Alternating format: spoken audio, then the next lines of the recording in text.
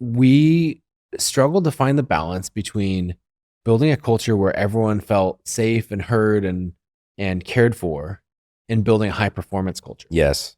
And we held those things in conflict and tension with each other, when in hindsight, I don't think they actually are. And I think that we created a lot of strife between us and the team. Yeah. Because we, on one hand, would be like really emphasizing the softer sides. And then like more quietly between us, we're like, but we're here to win. And we want people who are here to win.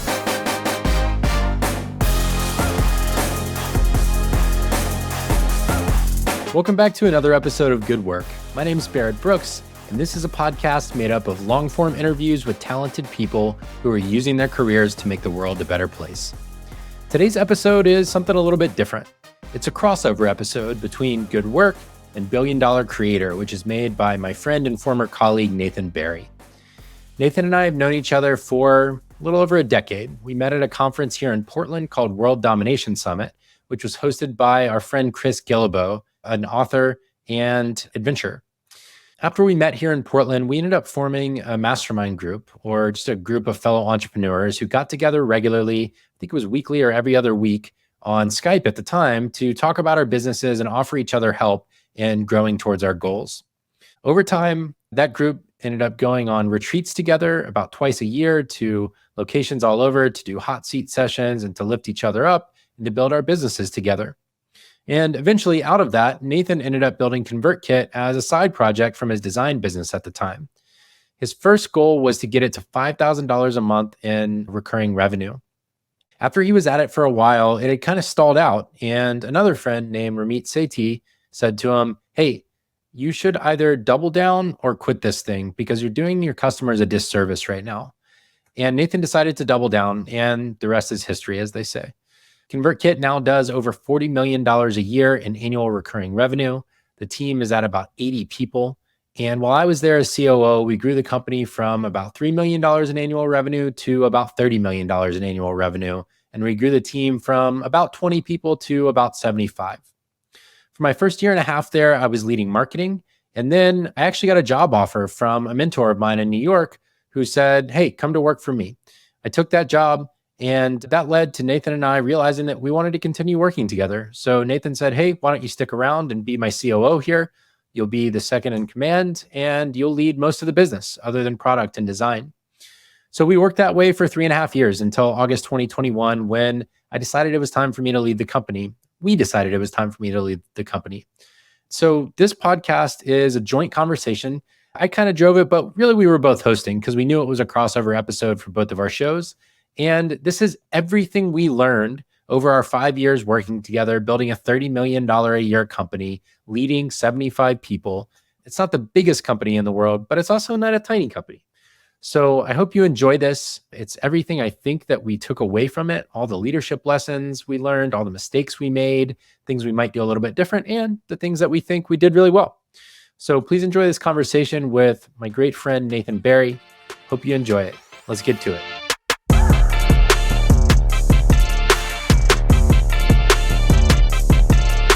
Nathan Barry, Barrett Brooks, we back, baby. We're back. Here we go.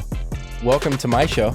And welcome to my show. We're running this on both podcasts. We're doing a little experiment here, which is we've always seen collabs on YouTube, right? Mm-hmm. They're like super popular. And I think podcasting just needs more inventive ways of helping audiences get exposed. It's just so archaic still. So anyways, we're going to give this a shot, and we're going to co-record the same thing for both shows. And then we'll slap our intros on top of it. The place I always try and start with my show, and that I think will be fun for everyone to hear, is kind of like right before you got eaten by the bear, as they say in writing. You and I were taking a walk down the boardwalk in beautiful San Diego. At sunset. At sunset, holding hands on a team retreat. At the time, you were the CEO of ConvertKit. You can wait for the news on that one here at the end of this show. Look at that clickbait that's happening right now. He's still the CEO. and I was leading marketing, and I asked you to go on a walk. And you're like, "Yeah, that sounds great. Walk with my friend. What could be better?" We had just gotten through like strategy announcements with the team, like saying the mission and vision for the next 5 years, Mhm. those typical things. I think it had gone really well. Yeah.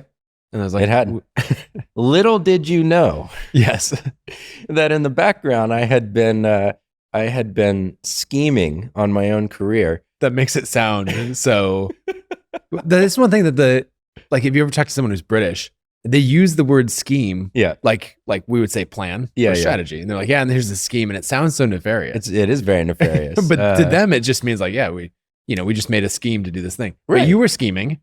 I was. So I had kind of like pushed you at the time to name a number 2-ish kind of leader in the company. Yep. And there was a guy at the company at the time that seemed like the obvious choice. He had more experience in tech than me. And so you had made that call.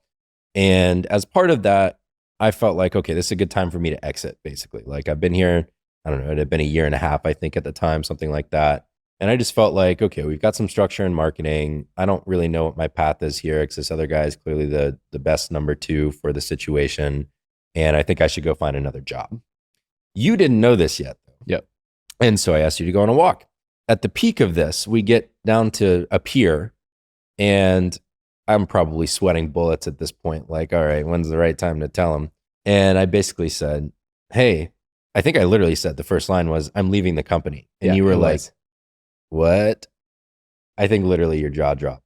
And then within probably 2 minutes, we were both crying. Also true.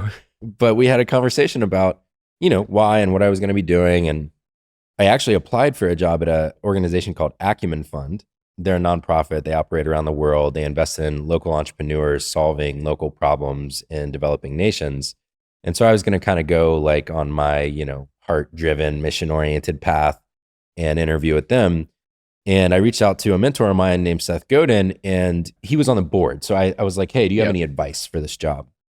And he was like, yeah, I've got some advice for that. Also, you should come to New York and interview with them. And while you're here, I want to offer you a job as well. And I was like, that's the most forward thing I think anyone's ever said to me. Yeah. So anyways, I ended up taking one of those jobs and was kind of going to like gracefully bow out. And that was basically where we left it after the walk, was like, hug it out, love you. This isn't about us. It's really just about fit. And like, this is going to help me grow in a different way. And I thought, all right, feel some equanimity. We've got transparency now. This is good. We let the team know the next day. Like half them started crying at the time. It was traumatic for everyone. It was a whole and thing. Then things started happening behind the scenes that I didn't know, at least in your brain anyways. Yeah. So what happened from your point of view at that time? We were going through a lot of changes in the company. We were gearing up to change the name of the company.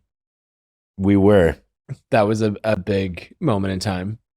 But first thing, I thought the timing was really interesting of when you told me, because it would have been easy to let me know before the retreat. And this was partway through. I remember you specifically called out that you wanted to make sure that the talk that I gave to the team, do we have maybe 30 people on the team? It was something like 30 because that was at the end of 2018. 17? 17. 2017. And so we had a good sized team. And I remember you talking about how important that like moment was to set the mission and strategy for the next, 5 years of ConvertKit, and how you wanted to make sure that like I totally nailed that. Yeah. And there wasn't anything in the back of my mind like distracting from that. And so that was the reason to like tell me a few hours after that. I think like going through it, it was like different stages of being surprised, then upset, then probably accepting like that you were leaving, and then really looking at, I think probably afterwards, right? As we went home from the retreat, we actually went to, where did we go? Now I'm spacing on the company name, who we went and toured. Prana. Prana's a Colombia company, and they had their HQ down there in San Diego. And so we went and had like a kind of like an executive fireside chat with their president or something like that. Yeah, it was really interesting to get a tour of their space and then learn more about their company and how they operated. And we ended up finding what was the next name of the company. We thought. Surprise, it's still ConvertKit. Yeah, exactly. Like it was interesting playing through the rest of that week as we led in the company together, had all of those conversations and kind of planned your exit. But in that, it just like the conversations at the Prana office and others like sparked all these bigger things of where we were taking the company. And I just kept having that feeling of like, no, I think Barrett's the right person for like this next phase of the company. I remember you kept giving advice, suggestions, and all of that. Like, and here's what I would do if I were still going to be here or something. Yeah, like that. and just like, hey, as you go and tackle these problems, here's some parting advice to set you on that journey. And then from there, yeah, I ended up going home and really just thinking through, okay, what does this look like? We'd restructured the company, so we had a VP of growth leading those divisions, and I was thinking through like, okay, who actually is the right like number 2 for the company? And so I put together those plans and said, okay, what would it look like if you stayed on as COO? And so it's basically going through those versions of, yeah, surprise, grief, acceptance, and then like a plan from there of like, does it have to be that way? Yeah, I've talked about this a little bit here and there, but probably not in this much detail, because it's like, on LinkedIn or whatever, it probably looks like a little bit of a clean progression. Yeah, he led marketing for 18 months, then he took on the COO thing, and it was actually sparked by this other situation that we were just talking about. And to me, I mean, it created chaos for sure for a little while, and then we kind of settled into it. But it was one of the early decisions, I think, where you really asserted yourself. Number one, on my behalf, which I was very grateful for, but number two, just generally as a leader in the company, saying, look, I'm actually not really going to ask anyone's opinion on this. I'm just going to kind of do it. Right. And I think over time, you've shown more and more of a capacity to do that in the company, to like really take on that. I'm the leader. This is my company, and I'm going to be a benevolent dictator. I think that's the way Matt Mullenweg puts it. I think he put that on Tim Ferriss's podcast, is like, yeah, I'm in charge. Well, there's a lot of growth that happened through that time. You and I both are huge fans of Reboot. They have this phrase of take your seat as leader. Yeah. And this is maybe a couple years later, they were helping us facilitate one of our like executive strategy meetings. One thing that they observed early on is that I was so like listening to so many people and trying to make a collective decision that it would end up leaving everyone really, really unsettled. And so what they were really pushing me to do is to embrace that role as CEO and decision maker and like listen and then, reflect back what I heard and then make a decision. And they were basically noticing like when you did that, when you made clear decisions, like took your seat as leader, then the whole group would settle down and be like, okay, we can buy into it and respect that. But that was a very long process to make that happen, because I had this idea in my head that like, oh, if I make a decision counter to what another executive or leader at the company is saying, then I didn't hear them, which is not at all good leadership. Right. Okay. So fast forward, right? So where we are today. So we led the company together, me as COO, you as CEO for 3.5 years. Yep. And then I left in the spring of 2020 or in the summer of 2021. So it's been almost 3 years now since I've been out of the company, which is wild. But we built it for 3.5 years together. So in my time there, I think I got there like right around 3 million in revenue. And when I left, it was like 28.5 or something like that. I always round up to 30 because it's close enough. Now you're at 40-ish. Yeah, low 40s. So, the company it was fine before me. It's been fine after me, which is always both humbling and awesome. And so we're kind of like looking back at that journey a little bit, and we learned a ton of stuff. I do cuss on my show, but I try not to do it as much as I would normally. We learned a ton. Exactly. We learned a ton during our time together. So I think kind of this conversation might be a little bit different than normally either of us would do on our shows, but it's like a good blend of our two formats, where I was telling you the story last night where one of our mutual friends last summer, I was having this like existential crisis over what kind of podcast to create and like who would even listen to it. Was I the guy to do it? And one of my friends was like, dude, you are so in your head on this thing. What is wrong with you? And he's like, do you realize you're the only person I know that has been the COO of a $30 million ARR company in my life? And this guy, he's like a multi-time founder. He's not an exited, not connected person, right? And something about that statement, and so your version now is like, you're not the only person I know, but you're my only personal friend that has led a company to this stage of revenue. There's people that have raised more money, certainly, and had higher valuations, but this thing's bootstrap. It doesn't have a valuation in the same way. Yep.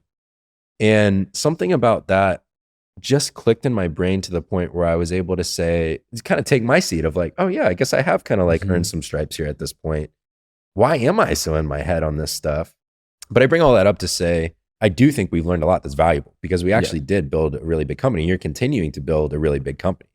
I mean, that is nothing to sneeze at. So I thought we could get into some of what we learned together and then how we think about kind of our creator efforts. Because you also, you make this show, you write, I make my show, I'm doing my coaching now, and just kind of how we think strategically about those things at this point. Yeah, the blend of personal brand and building companies. And yeah, exactly.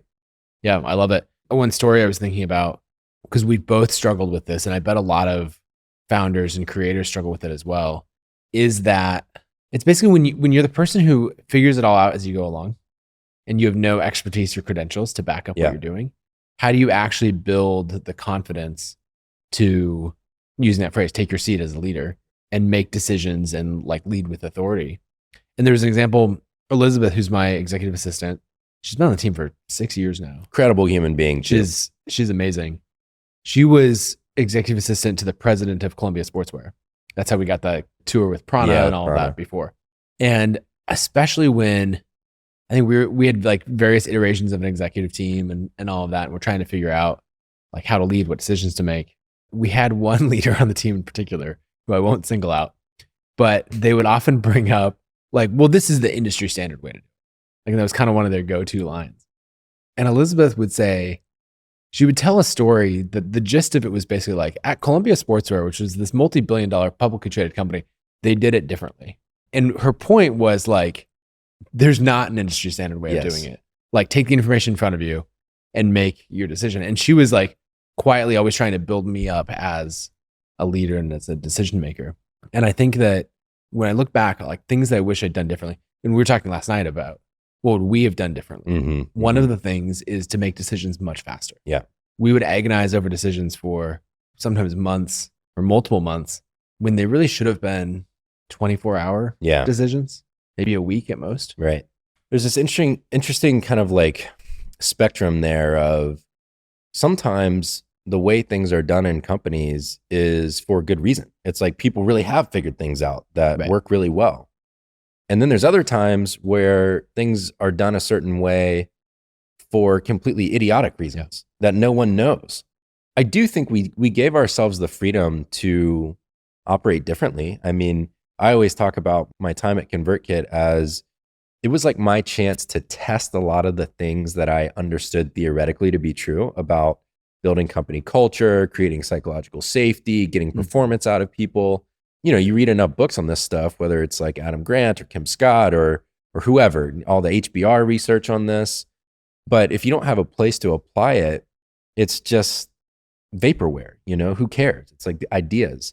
So I always felt like ConvertKit was a little bit of our kind of lab to see, could we make these things work? These ideas that we had about how companies could or should work if they were done properly.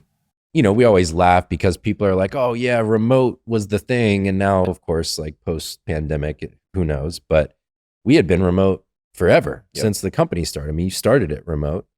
People were like, 2020, 2021, creator economy is everything. It's finally exists. And we're like, what do you mean it's been around for a long time. Mark Andreessen did not invent the creator economy, okay? If anything, YouTube could maybe take credit for that whole trend.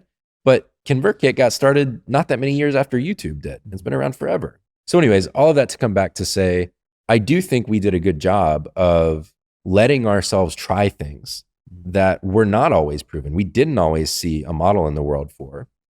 And I think we were beholden to other ideas that held us back in different ways that was like, well, they're doing it like that, so we better not stray from that. Not like explicitly, but implicitly in the way that we went about things.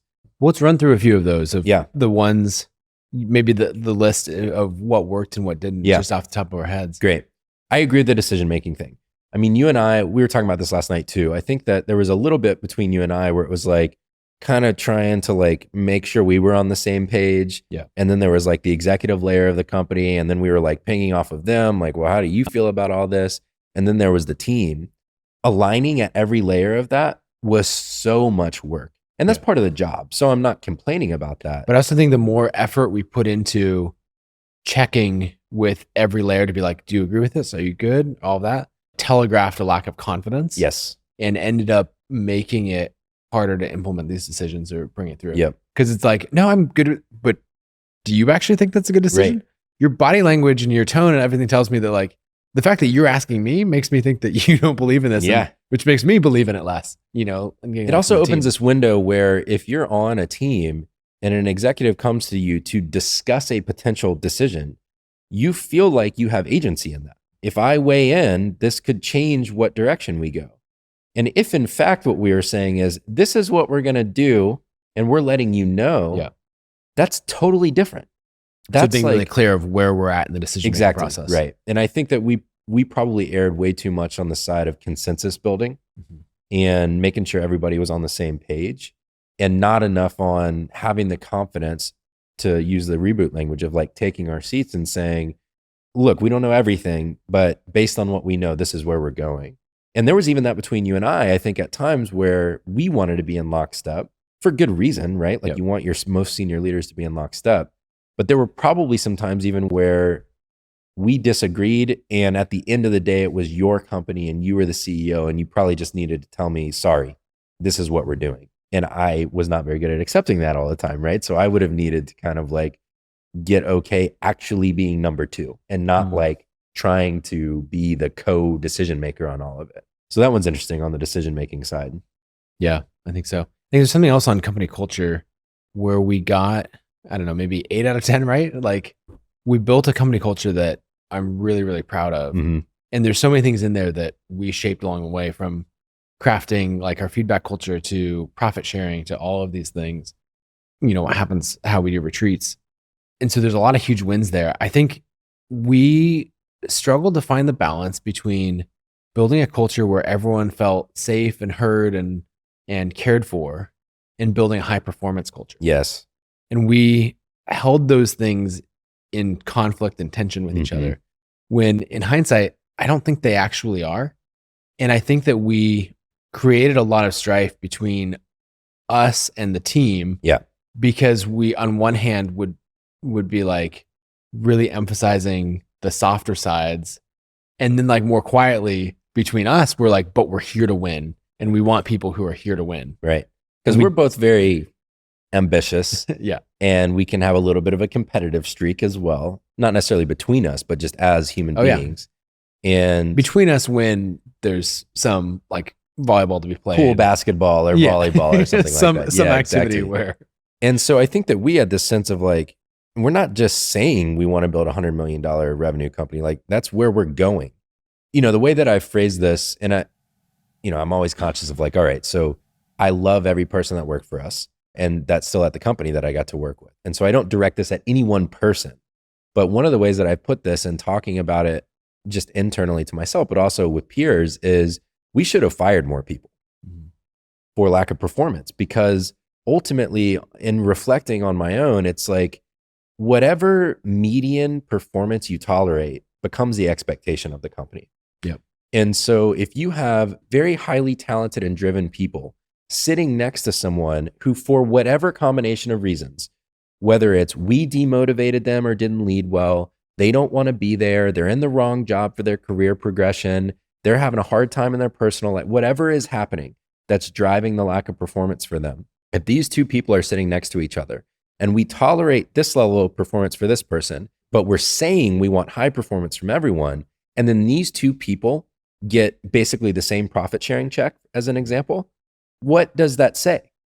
It says your extra 20 hours you're putting in a week, just to use time as a proxy for effort, even though that's not how we thought, are useless.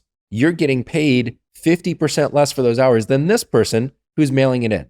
That's just not a good way to encourage people to operate at a high level. And I think there were times probably where I feel like I erred on the side of kindness and believing in people's potential and trying to build them up beyond the point at which they needed to take their seat and say, okay, I'm going to step up and be a part of building this thing into a juggernaut, basically, which is what we wanted. We kept those ideas in tension, and I think probably really confused the team in the process.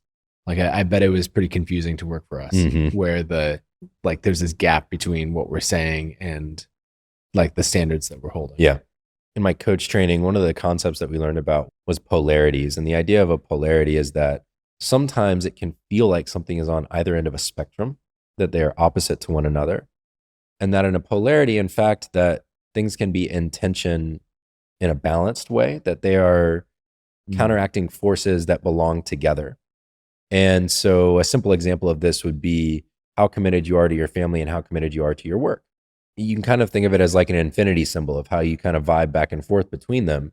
And at any given moment in time, you might be erring on one side or the other. And there are probably signs of that. You're too committed to work and not enough to family.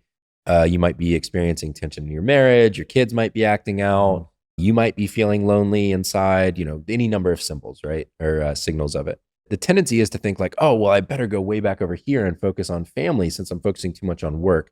One of the key concepts that I learned was that actually when one side is out of balance, you have to stay there and fix that first. It's to, like, in this example, right size the work commitment first and then bring it back into balance with the family thing. And so I think if we could have thought of it more as a kind of fluid back and forth between those things, that we can both care for people and expect high performance from them, or even if we could have held it as expecting the best from people is a way to care for them and help them reach their potential, that probably would have been healthier for us in leading and the team and their experience of it. I think we would have also done a service for people in their careers. Yeah. Where if they'd been getting specific feedback over time and not acting on it, then in letting them go, that might be the thing that they need to truly internalize that feedback and actually act on it. Yeah. And then get that step function in their career.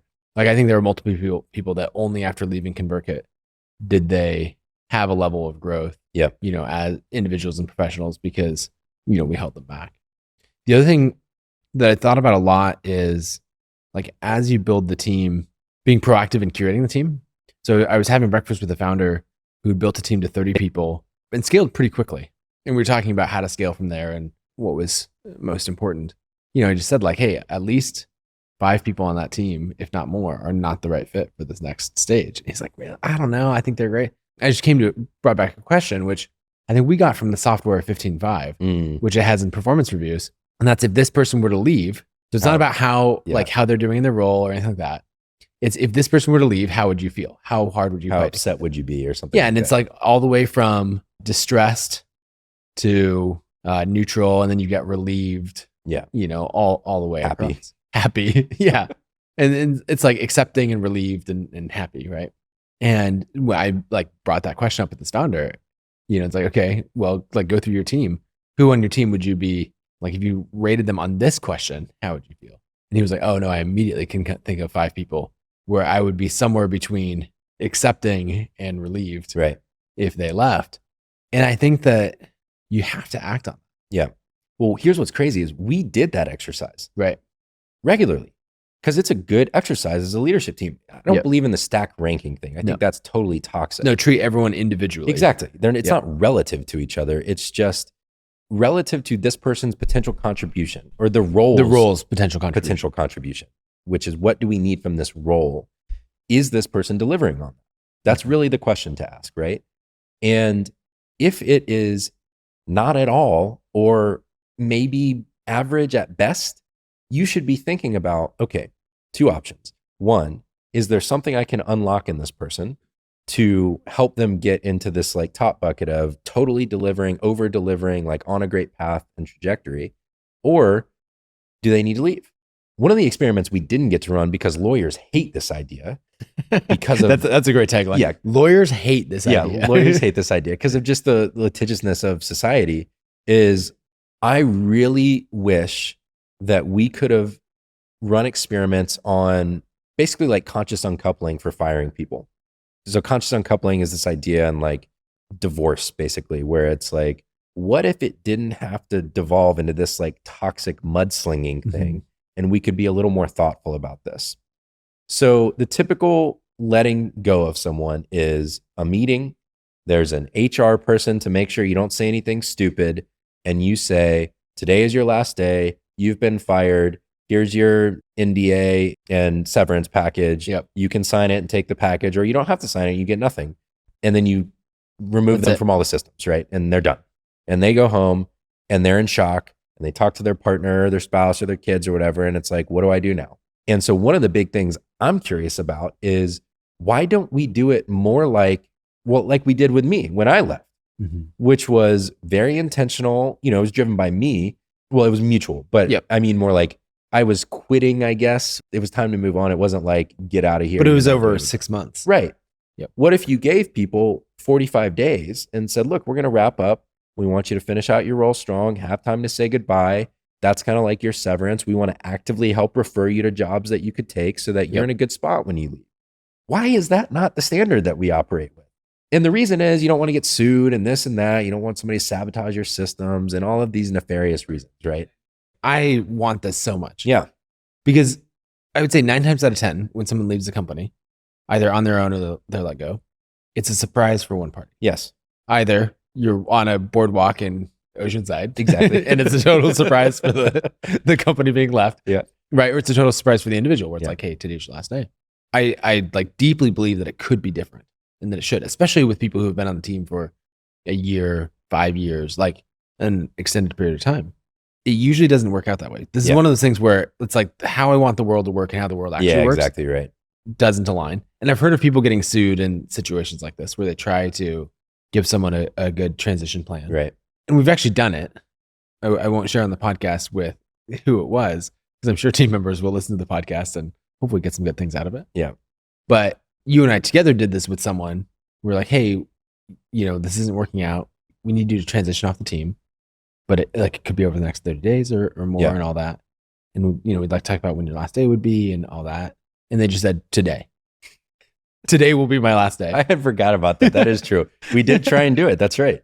So another piece on this, though, is that I do wish I had said more often to people, we have reached the point where you are not performing. I want to help you over the next 60 days, 30 days, whatever the plan is. Basically, they're on a PEP, a performance improvement plan. Like, this is what we need from you. I'm going to do everything I can to help you. I'm not going to do your job for you, but I will do everything I can to support you. And if it doesn't change, I will fire you. I really wish more people would say that to people, because that's what makes it clear. You know, when people are surprised, a lot of times in the leadership seat, you're like, how could you possibly be surprised? How many performance conversations did we have? But when it's not explicit, people tell stories like, well, I'm doing my best. I can turn this around. You know, that was some hard feedback, but I'm going to get it right, whatever. When it's explicit, you will not be here anymore if we can't change this, right? That people are like, oh, wow, this is serious now. Like, I got to really get in shape. Or, you know what, you're right, I got to opt out. So I do wish I had said that more often. I think so. Because you got to think about, we run into this when talking to a manager, and they're like, yeah, I had that conversation with the individual. And you're like, great. And we kind of assume that what the manager said and what was heard are the same. Right. And there's really probably 4 stages. There's what the manager intended to communicate, what the words that they actually said, and there's usually a pretty big gap there. Yeah. What the person heard, and then what the person actually internalized. And so when you go from what they intended to communicate to what was internalized, it's often a giant gap. Yeah. Like you might have lost 75, 80% of the communication. The manager is probably like, if you don't fix this, I'm going to fire you. Yeah. They say some watered down version of that. Yeah. It's a watered down version of that that's heard. And then what's finally internalized is like, hey, you're doing a good job, but there's some things you need to work on to do a great job. Yeah. My boss is pretty nitpicky. You know, they're like picking on me over here. And most of the time, I think the problem in that lies with the manager and that feedback, because there's such a big gap. Yeah. They don't want to hurt feelings or whatever else. And that's where like the follow-up in writing is so important, because you're like, we talked about this, you know, if this doesn't change then X, Y, Z.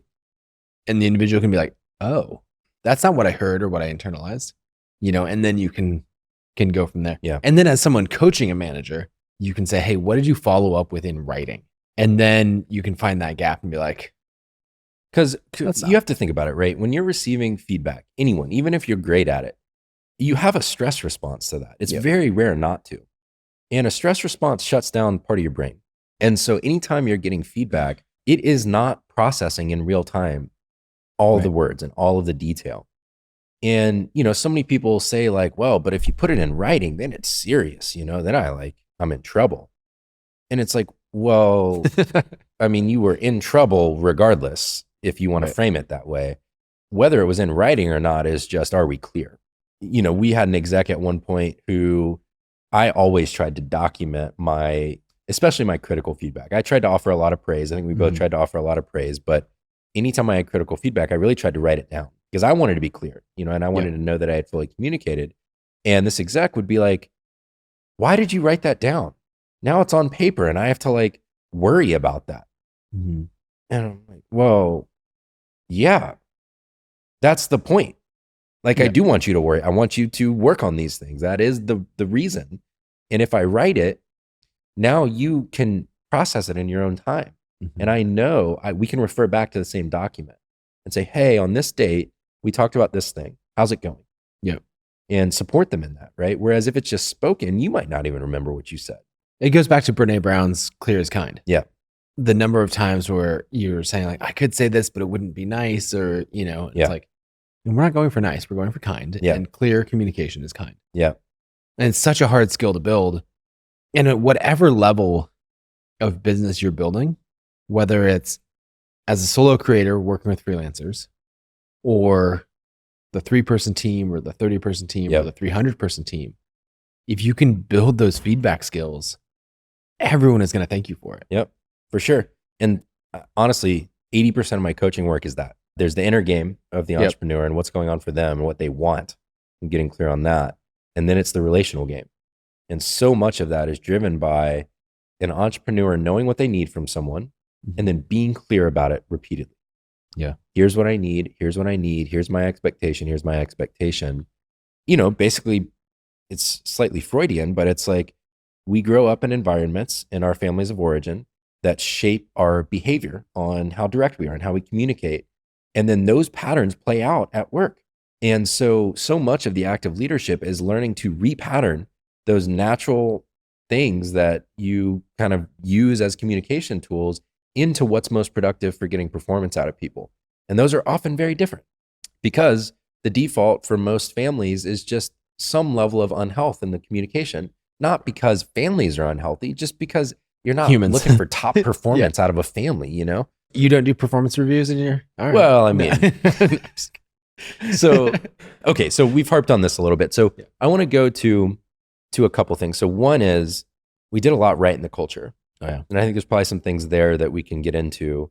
And then also, I mean, obviously the company is huge. Like we've done some things right on growth that would be helpful to reflect on. And then also kind of where we probably made some mistakes.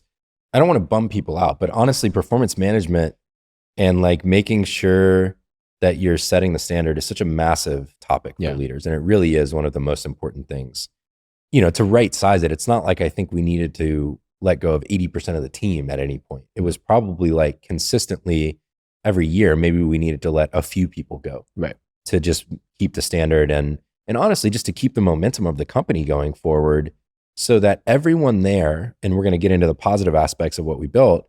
For example, profit sharing, massive benefit at ConvertKit. It's the kind of thing that can make you really comfortable to the point that you don't want to leave. In a variety of other things, I think we did well.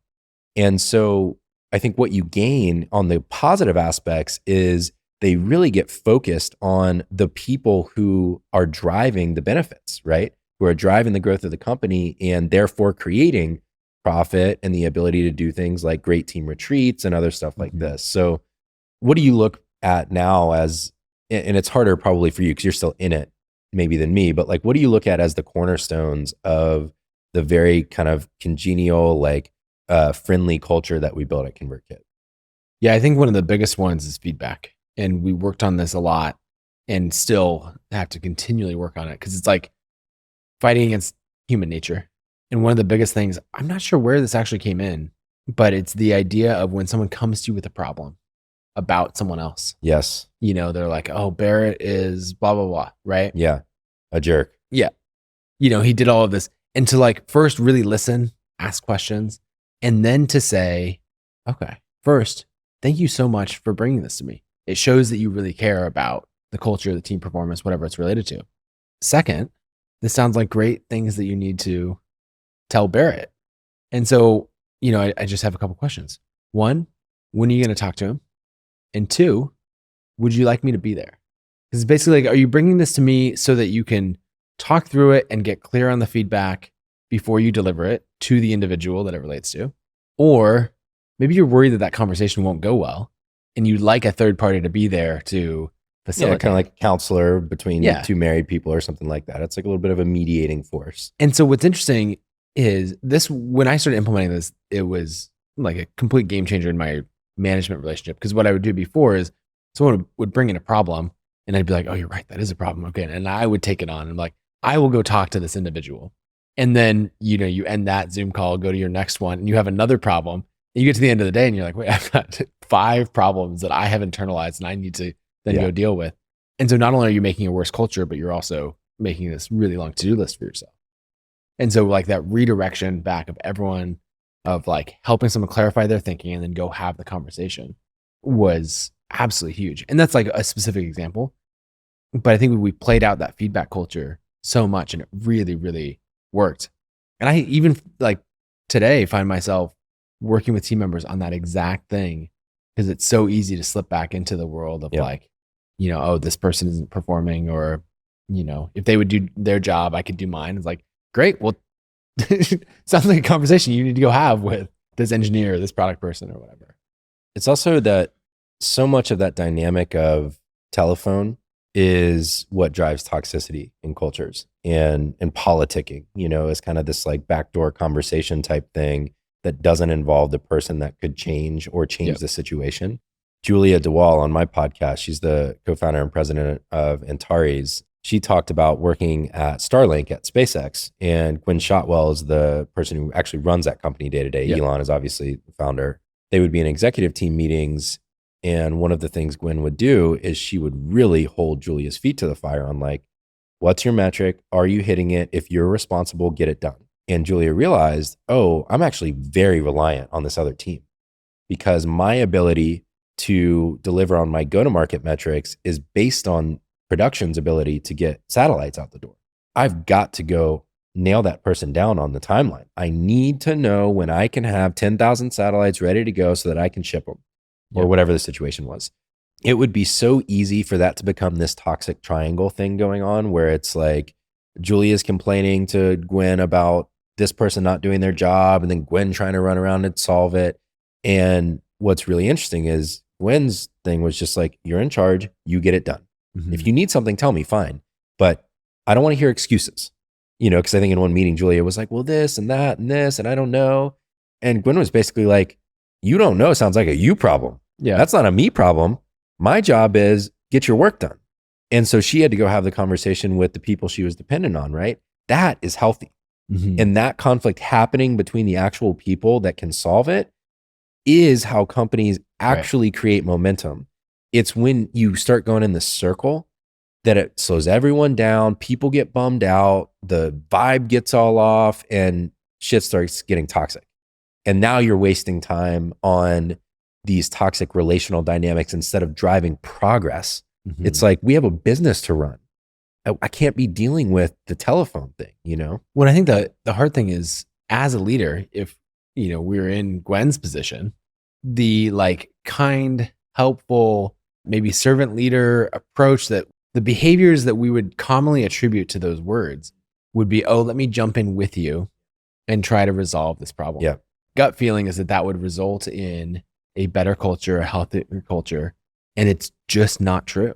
And it's fascinating because you're like, this goes against everything that I learned about like sharing my toys on the playground, being helpful, like pitching in at, in a family, on a team and all of that. And in management structures, it makes things worse. One of the biggest lessons that I probably learned after I left ConvertKit that I now reflect back on that I would do way differently is I have learned to trust people, trust adults to be adults, to act in their agency, to tell me what they need, to receive requests that I make and say yes or no based on what they can do or can't do. Right.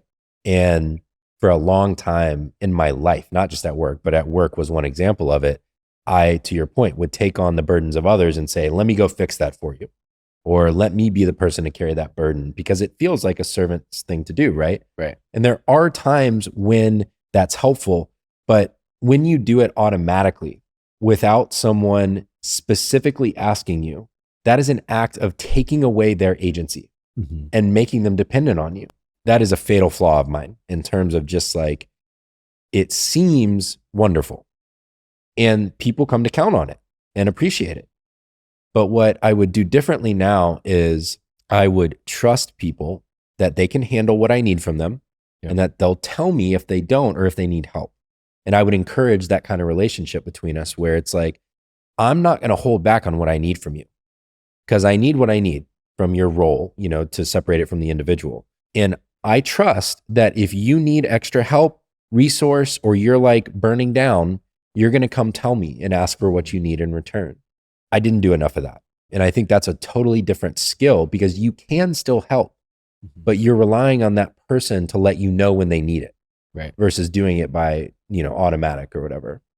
An example I can give is with Brendan, who's our engineering leader now at ConvertKit. We're talking about building up, we need more engineering help. And so we're building up a contract team to help. And so we were running this project together, we're working on it and going from there. And I realized that I wasn't setting clear expectations and we were doing it together and we weren't making the progress that we needed. And so I came back to him and said, hey, I need you to get 3 engineers on this team by June 15th. And I need you to have 10 by December 15th. You let me know if there's any help you need in that process. And he went, okay, that is very clear. Yeah, I can execute towards that. I'll come back to you if I have any questions to clarify that, or if there's anything that I need from you in that process. And it completely changed the dynamic. Yep. And I could feel both of us like go from this shared responsibility, this tension, this confusion, and just like settle back into our seats and like roles were clear and we'll see how it plays out because it's a big, important project. But it was one of those things where it's like, oh, look at that. And like everybody just kind of settles down. Yeah. So the flip side of this is, and in Kim Scott's framework of radical candor, she talks about directness and basically personal care are the 2 factors. I think when I reflect back that really the cornerstone of many different practices that we had of our culture was building strong relationships by knowing each other's story, knowing who these people are as human beings, why they're at ConvertKit, what matters to them, even things that they struggle with in life. Not to overstep boundaries, but to build that ability to care for one another. I think if you don't know one another, you can't really care for one another in that way, or it's just much more shallow. And so when I think about things like team retreats, listening walks, even unsolicited feedback at times, I don't know if y'all are still doing the internal team podcast thing that we did for a while. So much of that centers on really, it comes back to, can we know each other's stories? What has shaped us, who we are, what we care about, why we're here. I wonder if that resonates with you about kind of the driving force. I think we should explain what some of those things are because when we say listening walks and unsolicited feedback, I think people are like, what? What's your favorite? Well, maybe I'll explain listening walks and then you explain unsolicited feedback. Both are really critical. But basically, listening walks, something that we got from Reboot. They actually called them, they actually called them dialogue walks. And I was like, well, hold on, that name doesn't work. I'll explain why. Yeah. Basically what it is you pair 2 people together and you send them on a walk for 10 minutes, 15 minutes, something like that. And usually, so you walk one direction until a timer goes off and you turn around and walk back the other way. You just give a question. It could be any question. And you're just walking side by side with this person and one person talks and answers the question and the other person says nothing and just listens. You do that until the timer goes off and then you turn around, you switch at pairs, and then the other person talks. And so I'm trying to remember do you remember some of the questions we went with? Things like, what experiences have shaped you as a professional? Yeah. Or what do you wish someone knew about you? Yeah. What is one thing that you wish other people knew and understood about you? Go. And it's the hardest thing. You're like, okay. And you like start talking and you're going through it. And then usually about 2 minutes in, you say everything that you have to say. And then you're like, how much time is left? And the other person's keeping time. They're like, 8 minutes. And you're like, I have nothing else to say. And so then what the instruction that we give is when you run out of things to say, start over and say it again. And usually the second time you end up like saying so much more. And then what's really cool is when everyone comes back together, because you always try to pair people up with someone they don't know or don't know well. And when you come back together, then you kind of decide like, hey, do we want to share? And if we do, like, all right, you both have to agree. And then you end up answering this question as if you're the other person. So if we did it together, right, I would get up in front of the group and say, my name is Barrett. And the thing that I wish people knew and understood about me is this. And so you end up with this other person truly listening to you because they couldn't ask, like they couldn't say anything, and then fully advocating for you. And there will often be this level where you'll kind of beat around the bush when you're talking about yourself, like, I really wish this thing. And then someone else will just come out and clearly state it. Like, I wish this. And you're like, that is what I think. I was just too scared to say it. And it's such a cool practice. Yeah. And we've watched people who are on totally different teams become really close friends because they spent 20 or 25 minutes doing this exercise. 20 or 25 minutes. I think I just want to hammer that home because it's almost absurd. Yeah. The amount of connection you can get in such a short amount of time. A 20-minute walk and a 45-minute or hour-long debrief. Now, there have been times where it went into the night kind of thing, and we like just let it flow because we saw the connections happening. But there's something about being seen on that level. It almost doesn't matter the question, where it's like, wow, that person actually understands a thing about me that they never would have had they not done that exercise with me. And the amount of trust that comes from that, and then getting to kind of be in that ritualistic type circle where everyone who opts in is sharing. It's like, I have an advocate, I'm understood. Now the whole group knows this thing that I wish they knew about me. It's really powerful. Because you think about the question, and again, it can be anything. We've done like 5 different questions, even as simple as like, how did you come to ConvertKit? Yeah. And you end up like unpacking someone's story and you realize that like they were actually in a really bad spot before this and like, unlock things in their career or whatever else. But my favorite question is, what is one thing that I wish other people knew and understood about me? Because it's giving you this permission. Like the question is, what do you wish you could get out, but you don't have the opportunity to? Yeah. And we're giving you the perfect floor to get this out. It's really powerful. Yeah. Okay. We could keep going on that forever. So let's talk about unsolicited feedback though, to give another. Because that started out of the mastermind group. That's right. That we did even before ConvertKit. For years. Yeah. So we knew each other for years. We met here in Portland, actually. We're filming in Portland at a conference called World Domination Summit. Every time I go to say that in public, I'm like, thanks, Chris. It's quite the name. Founded by Chris Gillibo. And did I tell you the story of taking the Max into Portland from the airport? No. So I had this first event. It's 2012. I'm like barely in the creator world. And I'm like, let's meet people. Let's see where this goes. I knew there's 1,000 people coming to this event. So it's a lot. And so I'm riding the train from the airport in. And these 2 other people seemed very like creatory type. And so I start talking to them or they kicked up a conversation and we're talking and they asked like, oh, what are you coming in for? And I'm like, oh, I'm at this conference, kind of thinking like, oh, we're for a conference too. But they didn't say that. And they're like, oh, what's it called? I'm like, oh, it's the World Domination Summit. And they're like, the World Dominatrix Summit? Like they're looking at me as like, I don't know. Yeah. Like what's in that bag over there, guy? Yeah. And I'm like, no, it's, no. Dominate is it? It's not as weird as it sounds, I promise. Yeah. Anyway, so that was my first Portland experience as I'm on my way to this. Yeah, that's like event where they weren't creators, just welcome to Portland. Yeah, exactly. Yeah. Okay, so we formed this mastermind group. We met whenever we like name drop about this now. It seems like it was preordained, but it was like you, me, James Clear, Caleb Wojcik, Baron Quadro, Krista Stryker was in it at the time. It was a group of us, and we like got together. Really great creators. We started hosting retreats like twice a year, I think, or once a year, whatever. I can't remember. Hosting retreats. And we were just figuring it out. It was basically a chance where we knew everyone could do an extended hot seat session where they would talk about some strategic issue in their business and everyone would focus on that problem for 30 minutes or something like that.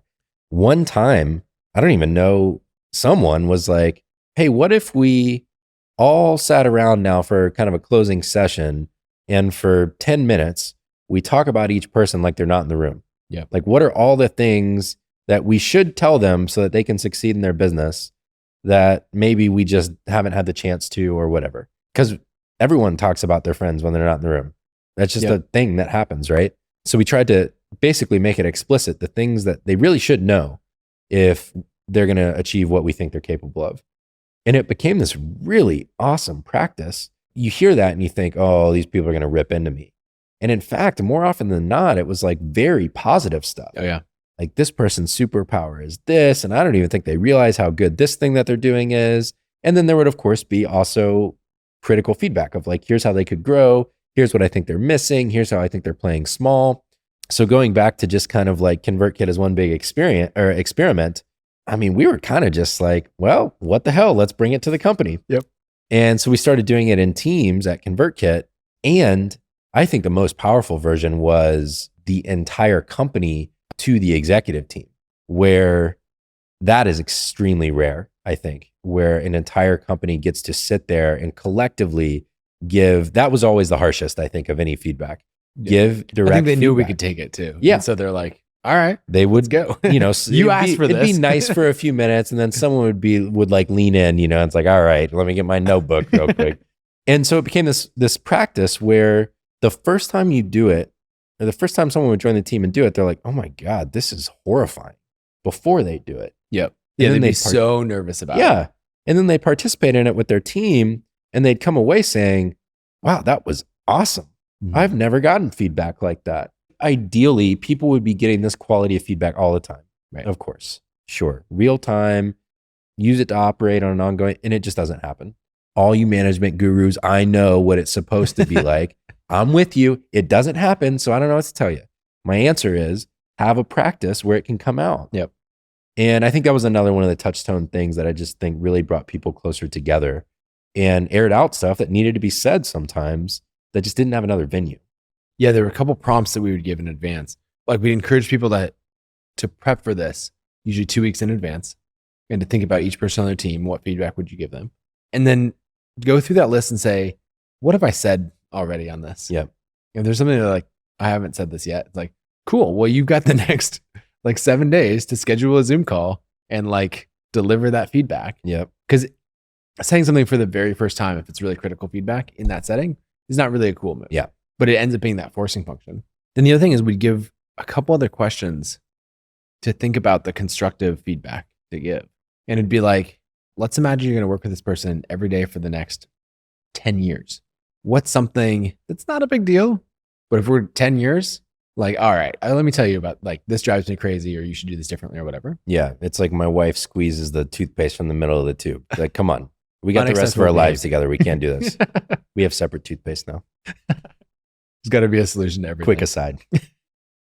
Then the other question is, let's say that 6 months from now, this person is up for the biggest promotion of their career. You know it. They don't know this is coming. What advice could you give them now to give them the best opportunity to get that promotion? And those types of things usually lead to like, you're doing a great job, but if I'm really in your corner hoping for you to get this promotion, then here are the things that. Yeah, this could hold you back. Yeah, those are really good. Okay, so there's two directions I think we could go from here. One is there's this whole other side to how we design ConvertKit that continues to evolve around kind of comp and benefits and like how we thought about that. And then there's the growth element of like how we thought about growth, where we came up short. I don't know which one seems more interesting. Let's go comp and then growth. Okay, so if I were kind of like laying out the framework for comp at ConvertKit, first, a standardized salary system that has roles and levels, and it tries to create an equitable way for everyone to know they're getting paid fairly as a baseline. There's profit sharing, which is as the company grows and we're more profitable, everyone benefits. There are stock grants, which were not there for a long time, but now exist. Yep. There's kind of this like secondary process that you run now for people to realize value from their stock every so often. And then there's kind of like the benefits package. None of this is like world beating brand new stuff. Yeah. The combination might be unique. I don't know, which one seems most interesting to you to dive in on? Well, I think the framework that surrounds all four of them is balancing short-term versus long-term compensation and performance-based versus guaranteed compensation. And so if you put those in a 2x2 matrix, then short-term guaranteed is salary, long-term guaranteed is 401k, short-term variable, performance-based is profit sharing, and then long-term performance-based is equity. And so I think a lot of companies they go like the Basecamp or MailChimp route and they say, we're never going to sell and equity doesn't have value. Surprise! Thanks, Ben. We sold. That's a MailChimp joke for people who didn't get it. Yeah. Turns out 12 billion is hard to turn down. I don't blame them for that one, but it led to some mixed incentives. So you end up at this, like, we're never going to sell. And so, profit sharing or bonuses is entirely like short-term cash is the way we're going. Or you end up with the traditional VC startups where it's like the exit is all that matters. We're going to be very low on, short-term comp for this like moonshot exit. And it ends up with this crazy logarithmic distribution of returns, basically, where almost everyone gets nothing. And then, the companies that win, like the returns are incredible. And so I think really what we're trying to do with ConvertKit is map out, could we have the best of both worlds? Could we make something that's really well-rounded? And I think it worked well. Like that's something that I just think so many companies should just straight up copy and like clone the ConvertKit method into their business. Yeah. So I agree with you. I think baseline, it is a very well-designed system. I'm very proud of ourselves about that. I think it's pretty If we good. were sitting closer, I'd patch it on the back too. Right. And it does have some shortfalls, right? So there are some costs to it. We were talking about this last night at dinner too. We had like a 4-hour dinner last night talking about life. Okay, so shortfalls. Both profit sharing and equity ultimately are company performance driven, not individual performance driven. And so there is a bit of a collectivist kind of thing going on there. And this goes back to the conversation about letting people go. Because if you are a very high performer and both profit sharing and equity value to you are driven by collective performance of the team, and you only have a slice of that, you really want everyone to be really good at their job. So that's the leadership responsibility to the team in that element. We played around with individual performance driven profit sharing for a while. And obviously stock grants can vary and things like that. But I think what we found is, or what I found from the individual performance driven profit sharing formula was that the amount of stress and tension it drove between managers and individual employees was not worth the incentive it was creating for people to perform. Because you ended up with all this conflict over like, did you perform? And I was having this conversation with Laura Roeder on Twitter the other day about what is the appropriate OKR for an engineer. It will drive you mad trying to set an OKR that is measurable for an engineer. Yep. When they don't set the roadmap, they don't control the adoption of the thing.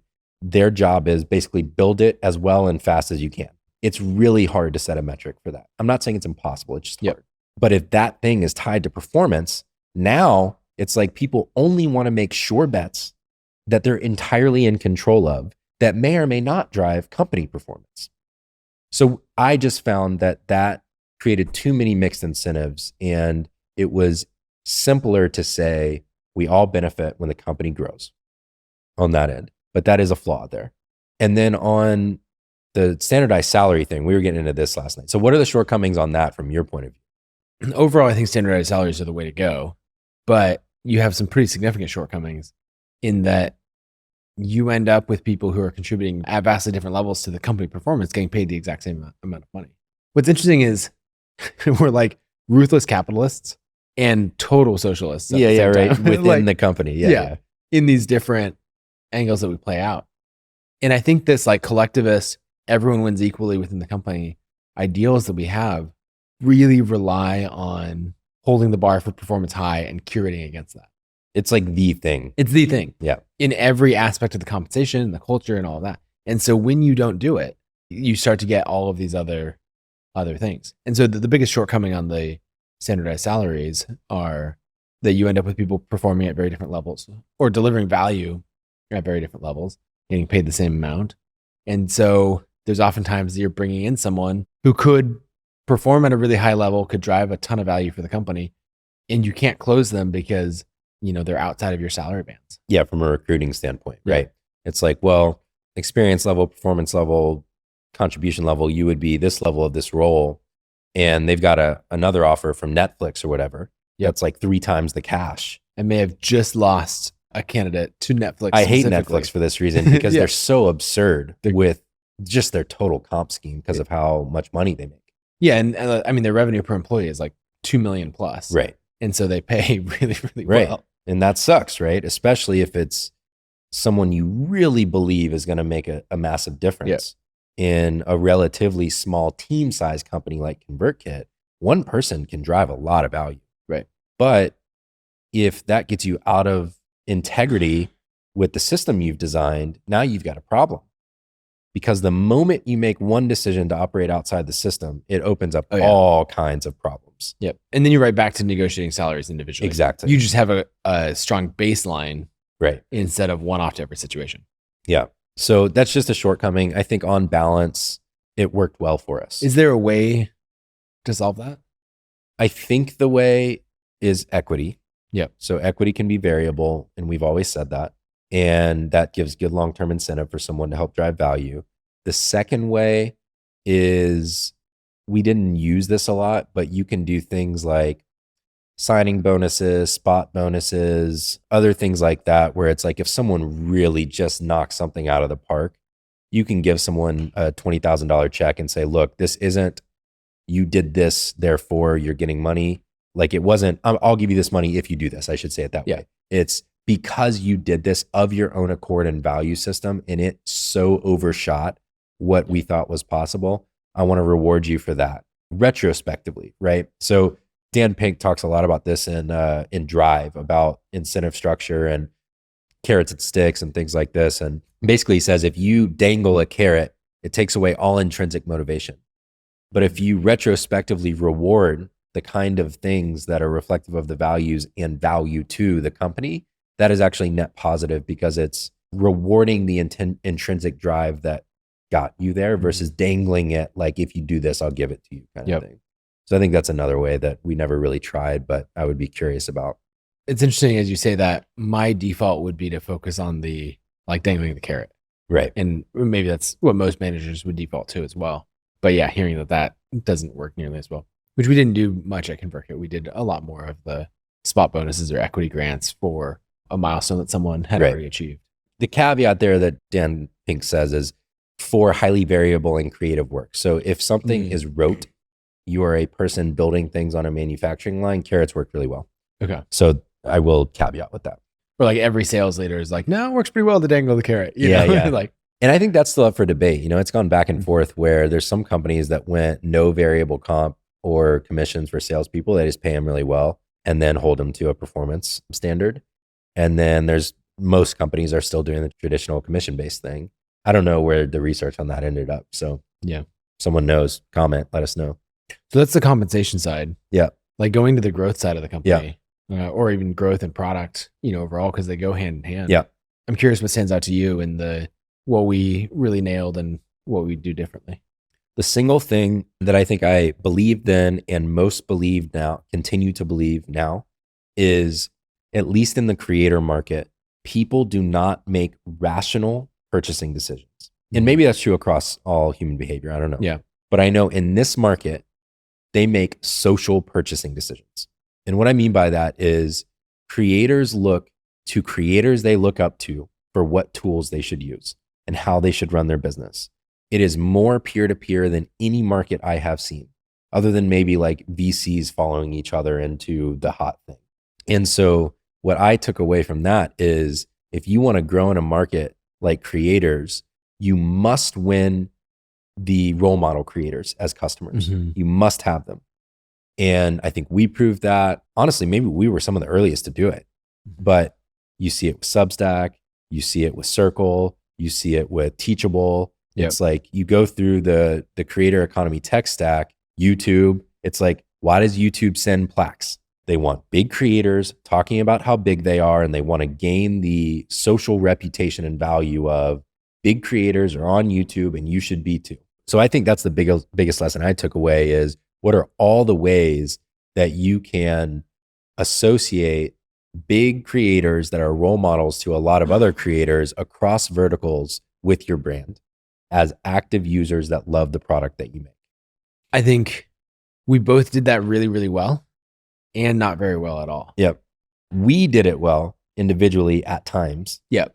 We never systematized it to the point that I think we could have probably. It's kind of my take on that. I agree with that. Like, I don't know that we've ever fully advertised to the level that Andrew Huberman is a customer. Or I was talking to a creator yesterday at TravelCon who works for Kara and Nate, the very, very popular travel content creators. And he goes, why don't you promote the fact that Kara and Nate are on ConvertKit? And I was like, we should do that. Like, right? They're two of the most popular people in the entire space. They've been on ConvertKit for, I don't know, 6 years now. And like, we just have an endless list of creators to promote and showcase. And we tell stories really well. And that's something that you really brought to the company in the early days, is building that muscle and setting how we do it. But there's something about getting that out there and getting attention on those stories, and like really positioning it as the platform that all of these professional and star creators use, that I think we still haven't nailed. The quality of the content that we put out doesn't match the level of attention and views that it gets. And I still don't understand that disconnect. Okay, so 2 things here.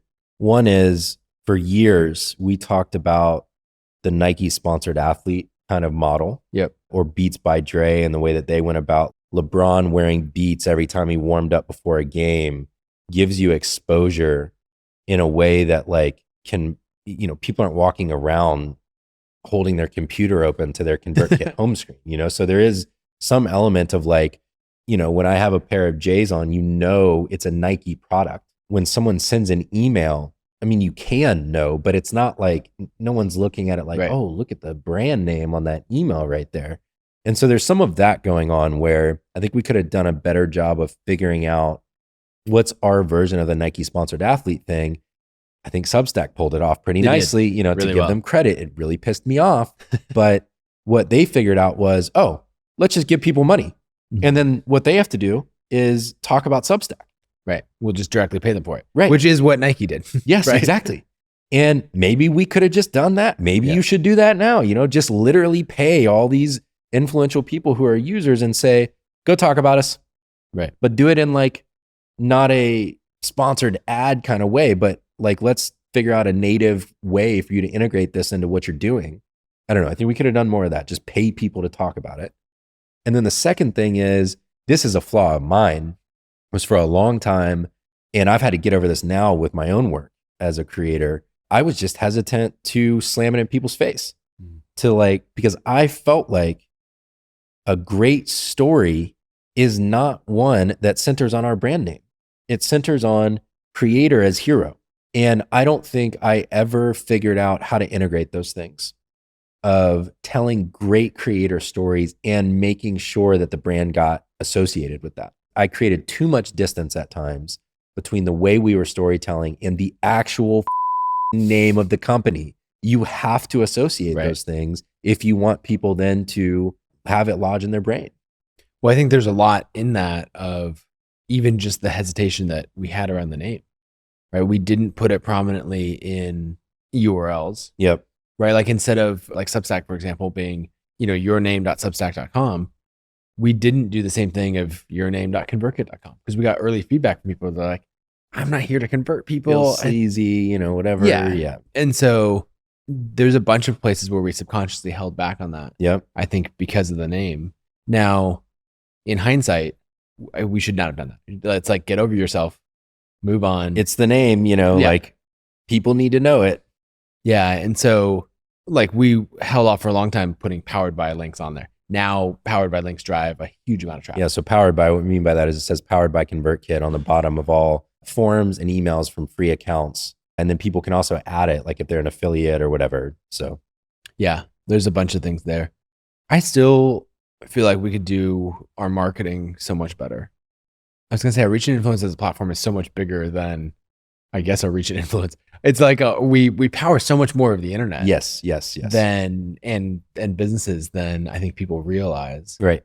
And just have a bigger business than much more well-known brands. That is the part that's wild to me. Is like, if we rattled off the top 25 most well-known people using ConvertKit, people would be like, wait, what? Yeah. Where did y'all come from? Like, we've been here. It's just no one knows it, you know? That drives me nuts. That definitely, I still have a little bit of a chip on my shoulder about that, because we joke about people saying, oh, the creator economy is the hot thing in the middle of the pandemic. There was a decade of groundwork that got laid, and we were a huge part of that.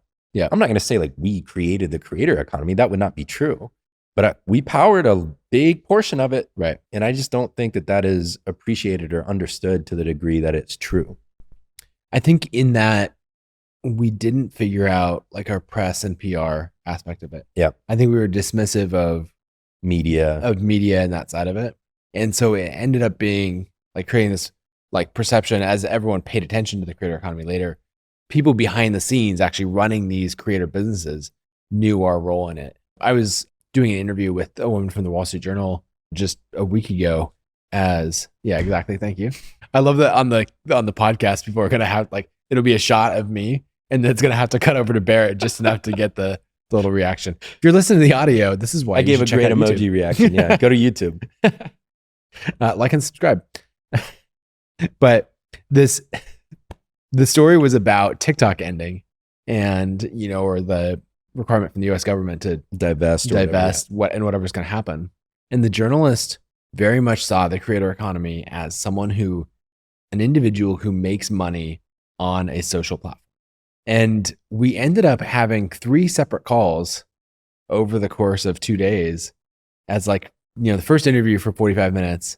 And then later that day, like another 20-minute call for them to be like, wait a second. So how does this work? And then a call the next day is like, I talked to my editor and we're still trying to write this other story. And I'm like, no, here's how it actually works. Right. Because they're like, you didn't give us any stories of creators who make all of their money on Instagram.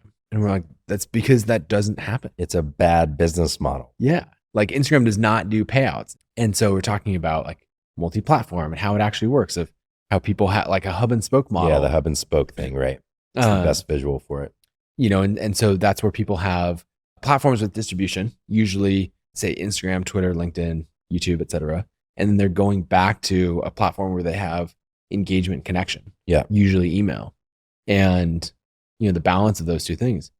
But it was fascinating that they had not only a story in their head, but also an idea of how the creator economy works. Yeah. And our narrative just didn't match that at all. Right. And so like this writer was just really struggling to like reconcile her idea of the world with like the data that I was sharing of how it actually works. And I think had we done things better, and I'm not sure how, because it's not like a strength of mine, we would have gotten that story out there so much more and really tried to drive the narrative instead of like kind of being the proud rebels where we're like, oh no, they're wrong about that. And like being dismissive. Yeah. Go take control of it. Yeah. And actually just say like, no, it's kind of our fault that they're wrong about that because we didn't tell the right stories loudly enough to the right people. Now I got 100 ideas for what you should do now. Okay. So let's go through a couple of them. So Ryan Holiday probably won't appreciate me bringing this up because he writes such high quality books that are of a different genre now. But his first book is called Trust Me, I'm Lying. I think tactically, it's one of the most brilliant books he's ever read. I mean, I enjoy his current stuff for the stoicism and all of that. Mature Ryan. Yeah, but the Trust Me, I'm Lying thing, I mean, that is a hell of a playbook for getting attention. What's crazy is he wrote that because he's like, I will explain how this all works so that it will stop working. Right. It 100% still works. It still works for sure. He basically talks about how to ladder a story from like a no-name creator in the grand scheme of the world all the way up to like top tier media. Right. Where you plant something down here and then you leverage that to get something like local news coverage. And then you leverage that to do a piggyback story and a bigger publication. And the thing is, media feeds itself. Once someone's telling a story, it's like, some editor is saying to some columnist, how did you miss that? Right. Go get that story, figure out another angle because now they got the lead that we don't have. And so it was this playbook on how to do that. ConvertKit at best, if it gets mentioned in a creator economy story, is like, and there's this other thing over here. Yeah, it's at the end of the sentence or the... Right. Yeah. And mostly it doesn't even get mentioned, even though it's bigger than the brands that are getting mentioned. Right. In terms of reach of the creators using the platform, money the creators are making, size of the company and revenue, length of time that we've been around. Like, I don't think that people realize that ConvertKit is larger than Substack and Beehive combined. Combined in revenue.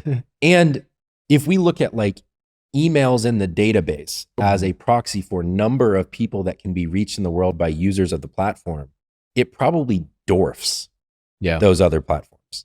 And no disrespect. Yeah. Like, y'all have built great businesses. I love that. It makes the pie bigger. I love basketball and hip hop culture and all. It's like, put some respect on my name, you know? But to your point, we should have worked harder to earn it. We should have worked harder to make sure that we were the advocates for our own story. So I would start there. It's like, all right, so we know what we would have done. Now you just got more money and more people. Right. Let's go to work. You know, let's go make it happen. Let's go sponsor the people that should be talking about it. Let's go plant the media stories. Let's get people like, let's go hire Ryan as a consultant and say, how do we ladder the story of this company now from where we are? And take the proper place at the creator economy table. Yeah. It's like, all right, little brothers, y'all are doing a great job. We belong here too. This is actually our table. Well, what's interesting is if you go through any other business, if I was giving advice to someone else, which, quick aside, usually the thing to do if you're like, I'm really stuck on this problem, it's like, okay, let's say that let's cross out Nathan's problem and this is Joe's problem. What advice would you give Joe? And it's like, oh, well, now I know. Like, it's called a perspective shift in coaching. It's very effective. Yeah. But as you go through that, you know, if we're talking about like awareness or closing a sale or something, we would go through and we would list out the actual humans who are involved in this. So instead of being like, how do we get media to cover ConvertKit? We would just go and list the 25 individuals who write about the creator economy. That's right. You might get as many as 50 if you stretch it. Right. But I don't think it's more than that. Right. Then you would just be like, okay, what events are they at? Like, can we take them all to lunch? Can we just build start relationships? Building a relationship? Yeah. All of those things. And then can you put them in a retargeting audience on Facebook? 50 is a little too small. You can't quite do it at that size, but there's a bunch of things that you could do. And I think from that mistakes perspective, it's one of those things where, like, if you're losing a game and you're like, I didn't want to play anyway. Yeah. You know, no one even likes that game. Yeah. Who cares? Instead of coming in and saying like, no, I'm losing that game because I'm not playing it according to its rules. I don't like the rules or whatever. Yeah. And so then you say, all right, well, how is the game played? I'm going to be great at it. I was hanging out with Pat Flynn the other day and he was talking about the things that his kids are interested in. I don't think people realize how competitive Pat is. Very competitive person. So Pat's the founder of Smart Passive Income, longtime advisor and affiliate at ConvertKit. So, okay. Yeah. But he was talking about how during the pandemic, his kids got really into Fortnite. And he was like, oh, well, I got to beat them at everything. And so he got so good at Fortnite that they were like, this isn't even fun anymore, you know, and they moved on. And then they got really, really into Pokemon. And he was like, oh, I want to do this with them too. And so he ended up getting super into it. He now has a 1 million subscriber YouTube channel about Pokemon. Yeah. In a couple of weeks, he's hosting a 5,000 person Pokemon event in Orlando. You know, and he's built Pat is a 40-something-year-old man, just to be clear, okay? But, you know, this thing of like, Pat is someone, when he gets into something, he like studies the game and becomes an expert in it, and plays it. And so I think it's doing the same thing with, you know, with media. Yeah. Like, that's what we need to do is study the game and play it really, really well. All right. Everyone knows our playbook for the next 18 months now. Yeah, exactly. We've shared it all. Hey, it's Barrett. You've reached about the midpoint of this conversation, and while we take a little break for station identification, as they say, I want to tell you about two things. First of all, I write a newsletter every Saturday for founders and creators who are leading teams and companies to make an impact through your work. It has 3 sections in it. The first one is a mini essay from me based on my executive coaching work with founders and creators about how to lead well. It has 3 long-form essays or links from around the web that will help spark new thoughts to help you lead better. And it has 1 quote from a meaningful book that I often find myself recommending to friends and clients. All the feedback I've gotten so far is that it hits exactly on the kinds of issues that founders, CEOs, and creators are facing every day in their work. So if that sounds appealing to you, make sure to go to my website at barrettbrooks.com and you can subscribe right at the top of the homepage. That's BARRETTBROOKS.com. The second thing I want to tell you about is that my day job, I actually do have a day job, I'm not just a podcaster yet, is as an executive coach, as I just mentioned. I work with founders of Series A startups and later, and with creators who are doing at least $1 million as a solo founder and are now thinking about growing a team. The uniting commonality between the founders and the creators I work with is that you've reached a point in your business where you know you're going to make it. Actually, you're doing quite well, And now the question is, how much do you want to scale? And what are the leadership challenges that you're going to face along the way? This work is based on both my training as a coach and in my work as an operator in growing my old company, ConvertKit, from $3 to $30 million in annual revenue. If you're a founder or creator who might benefit from coaching, or if you know someone who's looking for a coach, I'd love for you to check out my site and my coaching page at barrettbrooks.com/coaching. You can learn everything about how I work as a coach and also fill out a form to have an exploratory conversation if that sounds interesting to you. All right, that's all I got for you right now. There's no sponsors for the show at the moment, so consider me your sponsor. Let's get back to the conversation for the second half. Okay, we got divorced. We did. It's been almost 3 years. Yep. We're good co-parents. We are good co-parents. I am still an owner of ConvertKit, so I did not fully leave the ecosystem. Yep. And I talk to people like Haley, who's over there behind the camera, and other people at ConvertKit all the time. So I feel like I'm still connected. But it was really painful for both of us. Mm-hmm. And I think we've done our work to continue growing back together and like finding a new groove as friends, and which is where we started anyways. Yeah. But I think it's really interesting. I have never heard anyone really talk about a departure like mine, unless it's like, yeah, that fell apart and ended up totally horrible and everything burned down or whatever. And I think we tried really hard not to make that the case at the time of the departure. It took some time for us to be able to even like get back together and figure out how to be and all of those things. And I'd say we're still in that process right now. But I'm curious, reflecting back, maybe let's focus first on like the process of me leaving. If someone else has a key exec leaving or even a co-founder leaving or something like that, like what did we learn about how to do it well, and maybe what mistakes did we make and all of that? Usually the way these things go is like we were talking earlier, it's a complete surprise to one side or the other. Yeah. And something that we did really well in round 2 of your departure is that it wasn't a complete surprise. Yeah. We talked through things a lot.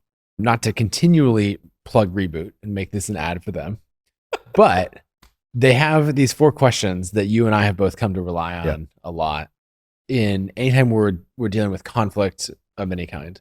And those questions are, what am I saying that's not being heard? What's being said that I'm not hearing? What's not being said that needs to be said? And the last one, which changes the format slightly, is how am I complicit in creating the circumstances I say I don't want? I don't remember if you and I sat down and went through like those exact questions, but things like that is what we kept coming back to as we worked through, is this the right partnership for the stage of both of our careers? You know, is this what we want to spend our time doing? And where's our conflict really? Mm-hmm, mm-hmm. And I think that's so helpful. Like when I've had team members who are going through conflict and I'm playing that like facilitation coach role, I'll often have them both journal on those questions.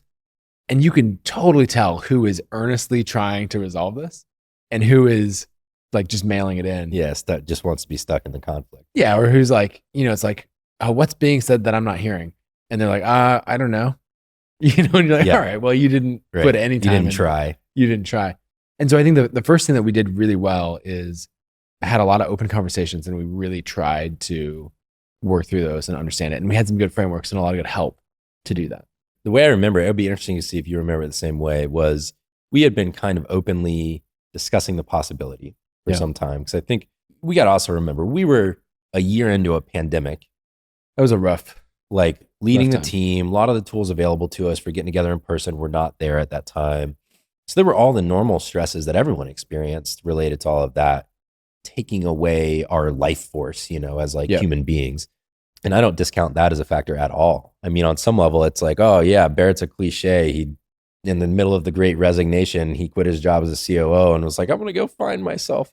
So that's one story you could tell. But I remember one particular conversation where you said, hey, you know, I was in coaching with Dan last week, and I said a thing out loud to him that feels true to me, which is that I think going beyond my original goal of 50 people was one of the mistakes I've made, because I'll never know, could we have grown this company under the original constraint that I was shooting for?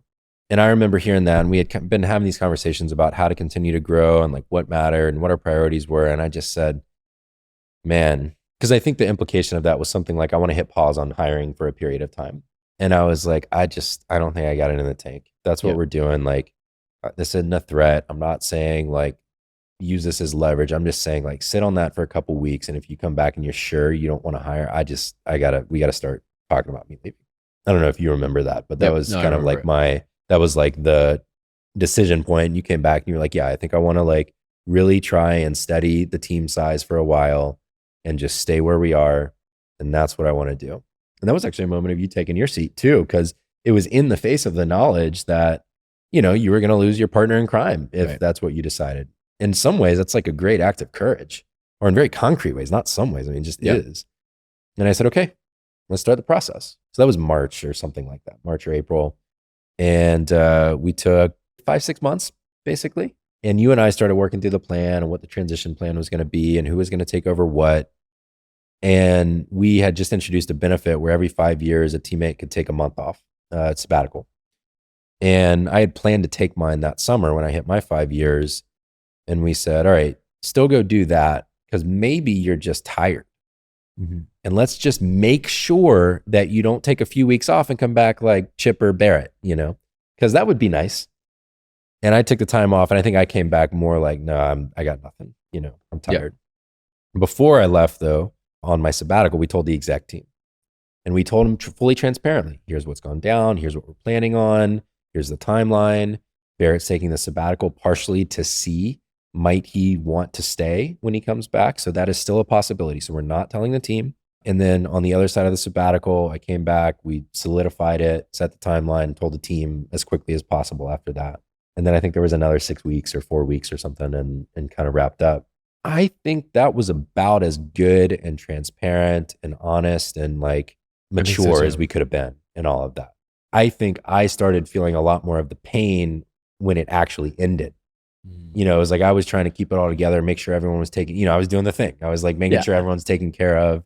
And then I remember my last day, you know, we had a conversation. I logged out of Slack and I was like, oh my God, what am I going to do tomorrow? Like, this has been my life for 5 years. What does one do in this situation? And that was really when the processing started for me, I think, where it was just like, how did I end up here? Like, what did I do wrong? I felt very unfinished. And like, we had this vision, right? Get to $100 million in revenue, $1 billion driven to creators and GMV, fully remote and independent. You know, we had this mission and vision we were trying to do, and we were like 30% of the way there.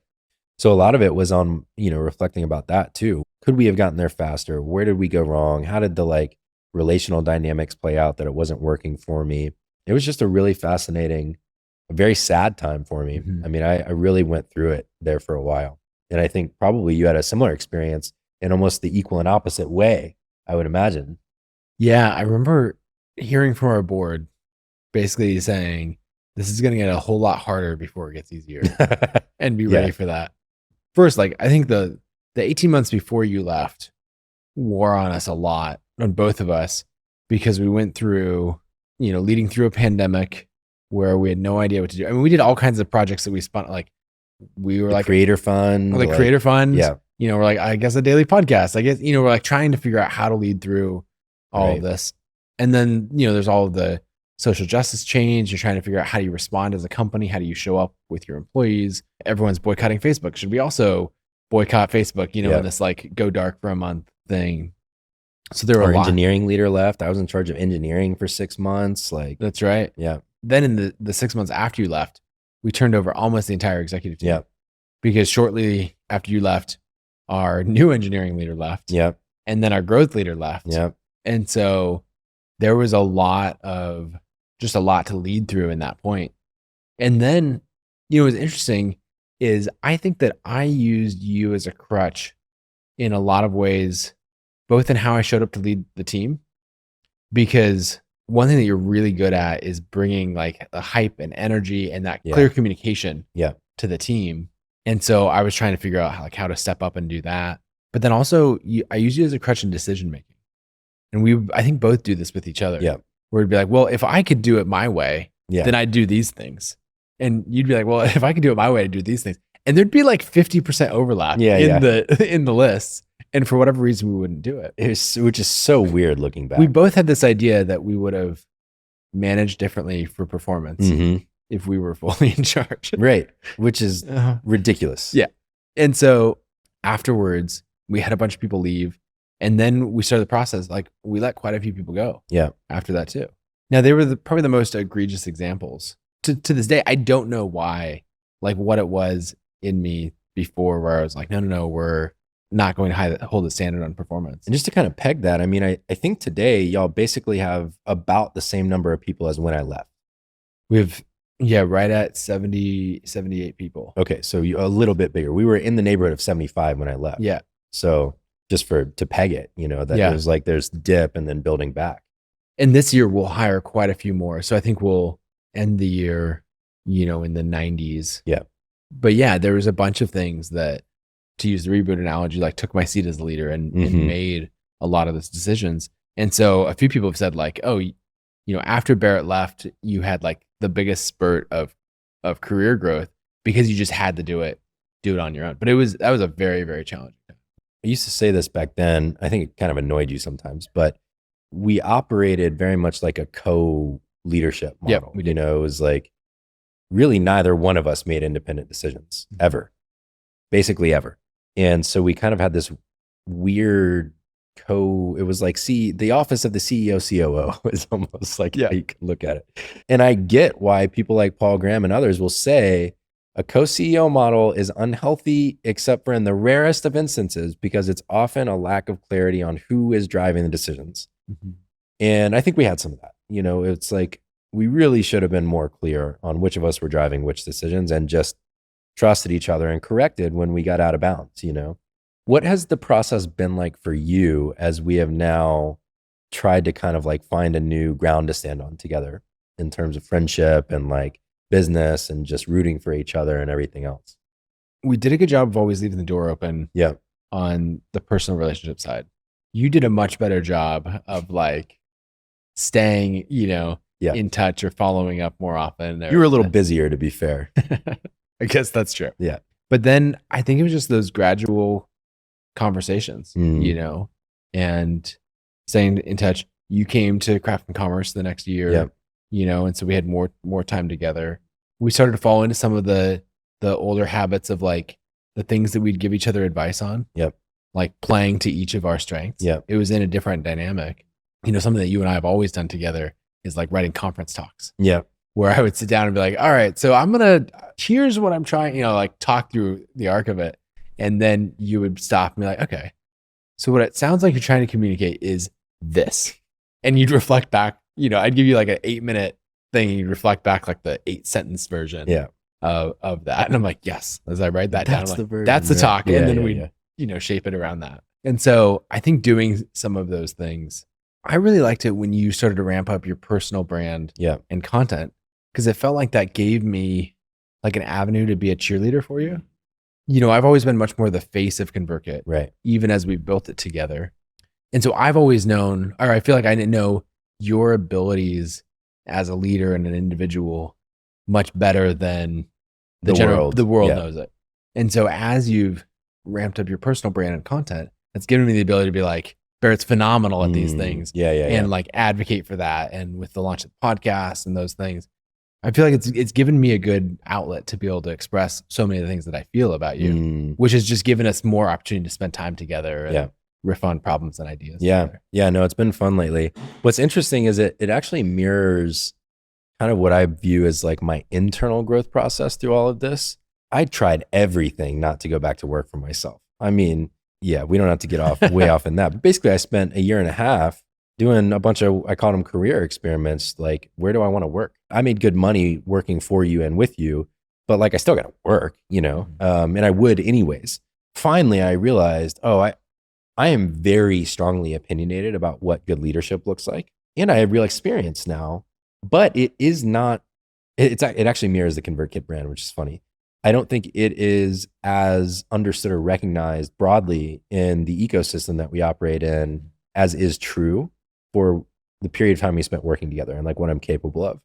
I worried that I wouldn't have opportunities come my way that were super interesting. And that was basically true, whether because people thought I wasn't employable or they just didn't know I existed or whatever. I don't know. I just thought more stuff would come my way and it didn't. And so I just went searching for like, let me find something. And finally I landed at I've been looking for a leader that can lead better than me. And I just think there's I'm not saying there's no one, but it's a pretty talented class of people at this point that I think would be able to push me and lead me in a way that inspires me to like really grow. I think you reach this apex of a career where you're not on your own, but you're much more amongst peers than you are being taught. It's kind of like that transition from like, if there's an elder kind of stage of life and there's like the beginner stage of life, there's this middle stage where you're a player in the game, and you're now operating independently. The training wheels are off and like, you got to be your own player. I felt like I hit that stage and I had to get over some things. Like I mentioned with our friend telling me like, you're the only person I know who's done what you've done, where I had to internalize some things that's like, oh yeah, I think I have pretty good taste. I know what I want from creative projects. I've got enough experience where I can be useful to people. I just need to go do it. Because, before I always existed inside of the ConvertKit brand. It's like I'm trying to build this brand that is not me concretely. It is a bigger thing, but it's got me infused into it. Now it's like I just get to do whatever I want with no like big implications because no one cares, It's like I'm getting to start from scratch and have complete creative control from the artwork to the intro music to the guests I have on, the structure of it and everything. And because I have the business stuff taken care of on the coaching side, I don't need the podcast to do anything. Right. It can just be whatever I want.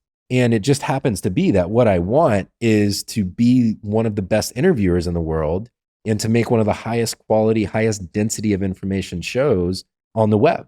And I think if I do that long enough, it will not stand on its own. That is a lesson I have learned.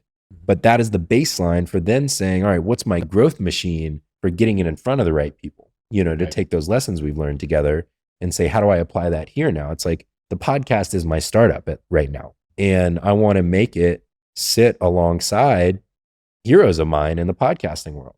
Tim Ferriss, Krista Tippett, Ezra Klein, it's like this series of people that I think of as like they're world class. Great. Good work is going to be up there someday. And all I got to do is stay in the game long enough to win. Right. And do my work as a part of that. So, we're transitioning a little bit to like, you left the window open on, I think you probably feel what I feel on some level, which is, I think I can be world class at this. I'm not there yet, but I'm going to put myself on the path and that's the goal. I'm not shooting for like, let me just make a podcast every week. Thousands of people do that. And no shade. It's just like, if that's what I'm going to do as one of the main things, I want it to be one of the best things that's ever been made. Yeah. And I think I'm trying to do the same thing. Right. And take content seriously on another level because realizing what an opportunity it is to grow ConvertKit and the brand and everything else. And I think it requires two things. One is the consistency for a very long time. Yep. Which both you and I have struggled with. Yes. Where we'll start something and we'll run it for months or a year and then we're pivoting or shutting it down or restarting or whatever else. And then the other thing is like this relentless improvement. Someone I got to know in the last 6 months is John Ushai, who's a really great YouTuber. He worked at both Instagram and YouTube and then has gone out on his own and is creating all this content about the creator economy and all of that. He's coming to speak at Craft and Commerce this year. And he just sent me a text the other day and he's like, hey, your content is so good and your packaging is so bad. You could actually like really go somewhere with this if you, he's like better thumbnails, like it's a bunch of these things to really like bring a lot of these like YouTube fundamentals to the content. And so, what I'm trying to make plenty of time to do is to be like, all right, John, like tell me what to do. Show me the way. Show me the way. We're going to record it. We're going to get it in front of the team. I think also like hiring more of a team, getting the right people around me. You and I are both like jack of all trades kind of people. I think we're both at a place in our personal brands where that'll start to hold us back. Because we're not hiring or investing. And then, the consistency starts to be reliant on our own, willpower and ability to show up. Failure. Yes. Yes, it is. Because if we're sitting around fiddling with like video editing and audio levels and stuff like that, it's just that's not where we're great. Right. The crew here is world class at that. We don't need to be the ones doing that kind of thing. And so two things that sparked for me that you're like section there. One is When I set out to make this show, it was minimum 5 years in my mind. Must be consistent for 5 years. Don't get to stop no matter what. I don't get to even evaluate it until I'm on the other side of that. And I'm going to do everything I can to speed that process up, right? Like I want it to grow faster, but I'm not going to evaluate it for 5 years. So 250 episodes at minimum. You don't even get to think about it for at least 50 because the reality is no one cares. No one even knows it exists right now, all things considered. And the second thing is I knew up front, I got to hire someone to produce this because it will never get done. Right. I will quit immediately if I'm the one on the back end, like doing the editing and making the clips and all. I just can't do it. So I went to our friend Adam at Podcast Royale. Shout out to Adam, who on my side of this will have produced this. And I said, hey man, like here's what I can do right now. And let's align incentives so that if the show grows or it becomes a revenue driver, like you benefit from that too. Obviously I'll like promote you and everything. And so that has unlocked my ability then to spend 25, 30 hours just diving all the way in on everything I can find on every guest on the internet. And then my approach has been two things strategically. This is kind of the like inside baseball, you know, you don't typically talk about, but one is guest selection has been with the intent of kind of establishing a boundary of the types of people across many industries I want to talk to. Startups, authors, photographers, outdoor adventurers, like all of these people who kind of form my definition of good work to play on the show name. And then start with the people who are kind of like cult favorites in those spaces where they're famous to the right people. Yeah. They have influence. And so if I have James Clear, episode 1, who's one of our best friends by chance, I can say to every other author, hey, the top selling author of the last decade was my first guest. You should be too.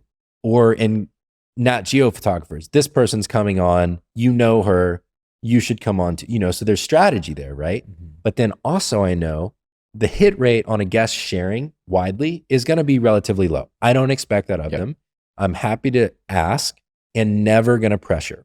But if those people share, it's going to hit all the right people for that to resonate and to grow from there because it's going to hit the influential people. So that's been the kind of guest strategy piece. And the secondary thing on the content is I only want to ask questions that they have not been asked so that they will tell stories they have not told on any of the other 30 interviews they've done. So what I'll do is I'll repeat back the core facts of a story they've shared and then ask a new question that highlights a part of the story they haven't So they're told. not caught up in the beginner. Exactly. Like, so how did you become a photographer? Right. And you're like, okay, exactly. That sucks. That's what everyone does. And there's no need for a show to exist if it's just to repeat the same conversations with the same guests you can get 25 other places. Yeah. I mean, that's been my experience of if you take someone that, you know, like I've been a big fan of, like Jason Fried is someone I've learned a ton from.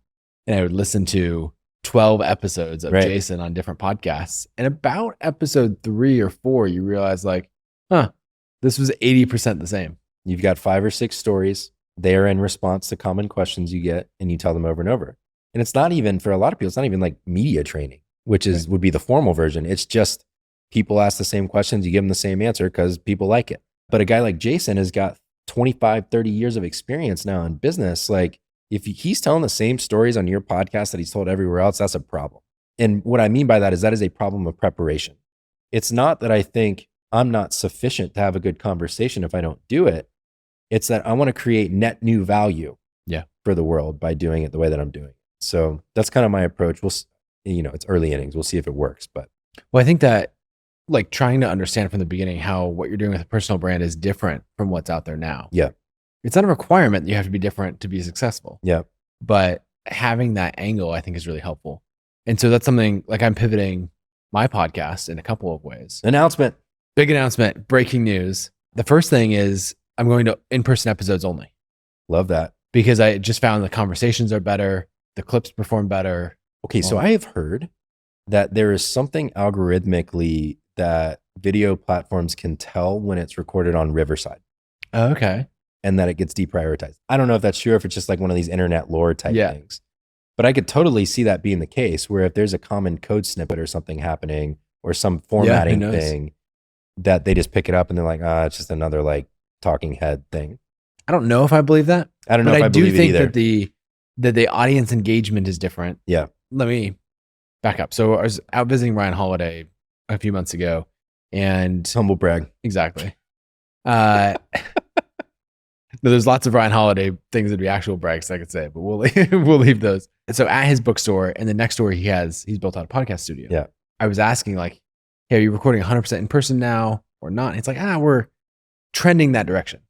We're most of the way there. And he said he asked his team to do an analysis on all of the clips that they do. Because they have, for Daily Stoic, they have a 1 million+ subscriber Instagram account. And, Yep. They've grown socials really big. And his team analyzed it, and they said, on average, a podcast clip performs 50% better if it was recorded in person versus virtually. The reason that I think it is, I don't think it's actually an algorithmic thing. I think it is a perceived quality thing where when I am browsing through a clip, I can tell immediately the camera is slightly off at an angle, the mic position, all of these things. I assume it's a higher quality conversation because it's a higher production quality. Yeah. And so then the watch time is slightly longer. Yep. And so we go on from there. Well, and the rapport of the people speaking to one another is different. It's better. In person and all of that. It ends up being better in a bunch of different ways. So what I'm doing with my show is switching to 2 different styles of episodes. First, trying to do the conversational one like this, where we're just talking through, riffing on topics much more than interviewing. Yep. But both myself and the guest can really demonstrate expertise. Yep. And hopefully get some things not shared before. And then we're going to do a second episode, which is purely a coaching episode, like in front of the whiteboard, breaking down their business, talking through things. Like because I don't did with Tiago. Yep, exactly. Because I don't see anything like that happening. And so as we record all of these in person, I think it can be higher quality content, totally unique, and targeted at this like professional creator who's 500,000 to $1 million a year or more in revenue, looking to scale. And I don't care if it ever puts out big views, but I'm getting these notes from a lot of creators that I respect where they're like, that episode was amazing. And I'm like, you listen to the show? That's fantastic. Yeah. And so then it's like, all right, so now that I have that format, I just have to show up consistently. And like you're saying, do it for 5 years. Yep. Okay. So we should wrap up here because people get bored of hearing us talk probably. Even though we could keep going. We could do it multiple hours. Yeah. This is like our version of the random show for Tim Ferriss, except for higher quality in terms of density of information. In this particular episode, no, nothing but respect. Now all of a Tim sudden, and Kevin, nothing but respect. Nothing but respect. I can't wait for that to get clipped. Look at this bozo hating on two of the most popular people in the world. They think they're better than Tim Ferriss. Anyways, okay, I want to tell one more story on differentiation here for a second, and then I want to ask you one last question. One of the exercises I did in starting the podcast was I was trying to think about name and artwork. And so I scrolled through the top charts in every category on Spotify and Apple, and I stood 5 feet back, just scrolling and looking at artwork and thinking, okay, what stands out? And I took screenshots of everything that stood out that felt different. Because one way, it's not the top way, obviously, that people find podcasts is browsing. But also they get hit with the artwork over and over and over and over. And so what I noticed was all of the stuff that interested me was in non-business categories. It was in science, it was in culture, because those were the only ones that were different. The entire business category of podcast art is face, basic typography, and some kind of color or textured background. Yeah. That's it. Sometimes people will do like an animated version of their face. And so I said, okay, so the generic thing to do would be, no disrespect to you either, the Barrett Brooks Show with my face and the title of the show, and that's it, right? You have way more cachet already than I do. I've got a much smaller following, to your point. And so I was like, I've got to stand out in some way. So I started just thinking like, what would be not that I could do with the podcast art? I had this crazy idea, which was like, I love bears, probably because my name is Barrett. Like there's a scientific study on this where I don't remember what the word for it is, but if your name sounds like a word, you're attracted to it kind of thing in the world. Anyway, so I love bears. I love Jordans. I love the Atlanta Braves. Like I typically wear this outfit basically every day because Portland weather is hardly either colder or hotter than what this requires. So I said, what if I made a mascot that's like representative of me, but not me, and kind of like made that the theme of the art? So I went to Midjourney, the AI tool for generating images, and I just like messed with it long enough to say, make a bear. First, it was in an urban setting with these qualities and this outfit. And I basically got it close enough to where I felt like, okay, this exemplifies what I'm going for.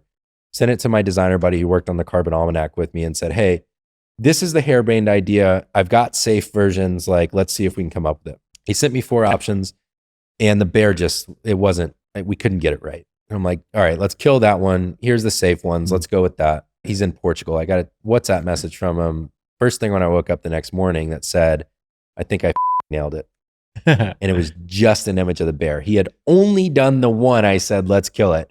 And he just nailed it's the version on the cover. Yeah. Now. And at first I was like, people are going to think this is so weird. And this is part of my growth. I was like, exactly, because it'll be different. It'll stand out in some way. It'll just raise questions at minimum of like, what in the world is going on here? Why does this bear have such good taste in sneakers? Exactly. And then same thing with the name. It was like, good work is representative of a lot. James Clear is always pushing me. How can you make it good in specific ways, but applicable to a broad range of people? Because my tendency is to want to go like specialist niche, and good work is like, it can be across any industry, and I can kind of be the judge of like someone having a great career. So anyways, I just thought I would tell that story about like really trying to stand out in concept, positioning, differentiation of the art and all that. Yeah, that's good. I think it's going to carry you for a long time. Yeah, I hope so.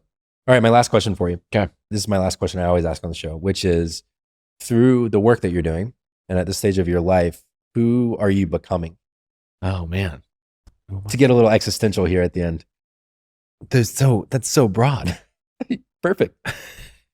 You're not going to give me anything to like narrow it down slightly? No. Who do you see yourself becoming? Who do you hope you're becoming? I'm going to go with the first thing that comes to mind. I'm sure there's a much more thought out journaled answer that will come, tomorrow later. I think the biggest thing, I've always been someone who knows what I want and what I value. And I think I'm becoming someone who is decisive and confident enough to actually act on that. Like a question that Dan, my coach, will ask me is like, well, if you were in charge or you were the decision maker, what would you do here? On the things I'm stuck.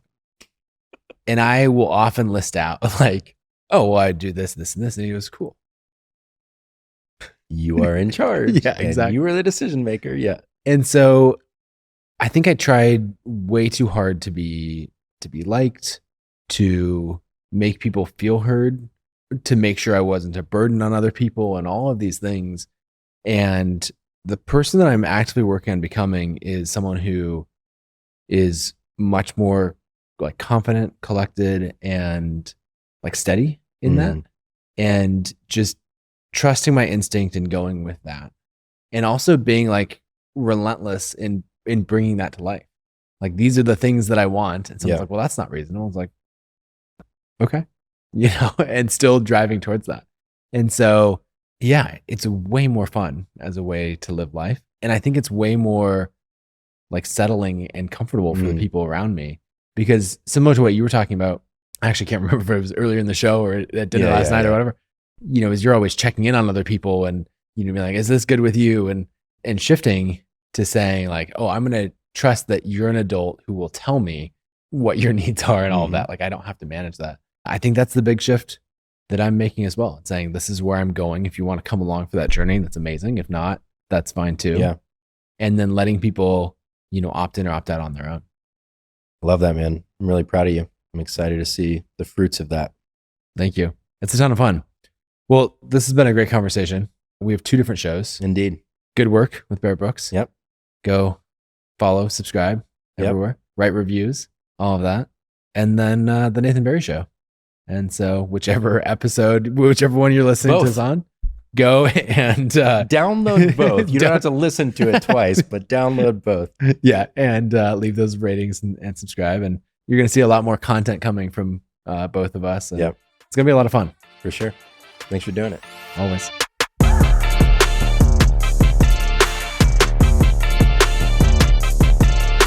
Thanks for tuning in for this episode of Good Work.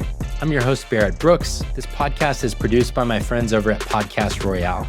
If you enjoyed this episode, please make sure to hit subscribe or follow wherever you get your podcasts, whether it's Apple Podcasts, Spotify, Pocket Cast, YouTube, wherever. I would love it if you would hit subscribe and follow along with the show from here on out. My guest today was my longtime friend, former colleague, Nathan Barry. He's the CEO of ConvertKit. He is the host of Billion Dollar Creator. You can listen to his edit of this episode over on that show, which you can find in any podcast platform by searching Billion Dollar Creator. Same thing on YouTube. You can check out Nathan's work and history at nathanbarry.com. And of course, I'm still an owner of ConvertKit, and I would love it if you don't already, if you checked out convertkit.com as well. If you're a creator or a founder who writes for a public audience, ConvertKit's one of the best places to do that online. Make an email the center of your online audience building strategy. Really grateful that you were here with us today. I hope you enjoyed this episode. It was something a little bit different. You got a little bit more from me and what I've learned on my journey along the way. You saw a little bit of Nathan and my vibe and kind of how we led together through our good times and some of the bad times. You heard our mistakes, our triumphs, and I hope you took something away from it. If you're a builder, if you're an operator, if you're an aspiring founder, hopefully you took something that you can apply to your work today or in the future. If you enjoy this show, I would really appreciate it if you could do one of two things, or both if you want. The first is copy the link to this episode wherever you listened to it or watched it and put it into a text message and send it to one friend that you think would enjoy it. I think founders, operators, people that are leading teams are especially going to enjoy this episode. So hit send on a text message to someone you think will enjoy it. And the second thing you could do is hop on Apple Podcasts or Spotify and leave a review. Or if you're more of a YouTube viewer, hop on there, leave a comment, tell me what you loved about the episode, what questions you had at the end. Thanks so much for tuning in. I'm always grateful you spend a couple hours with me every week, and I'll see you next week.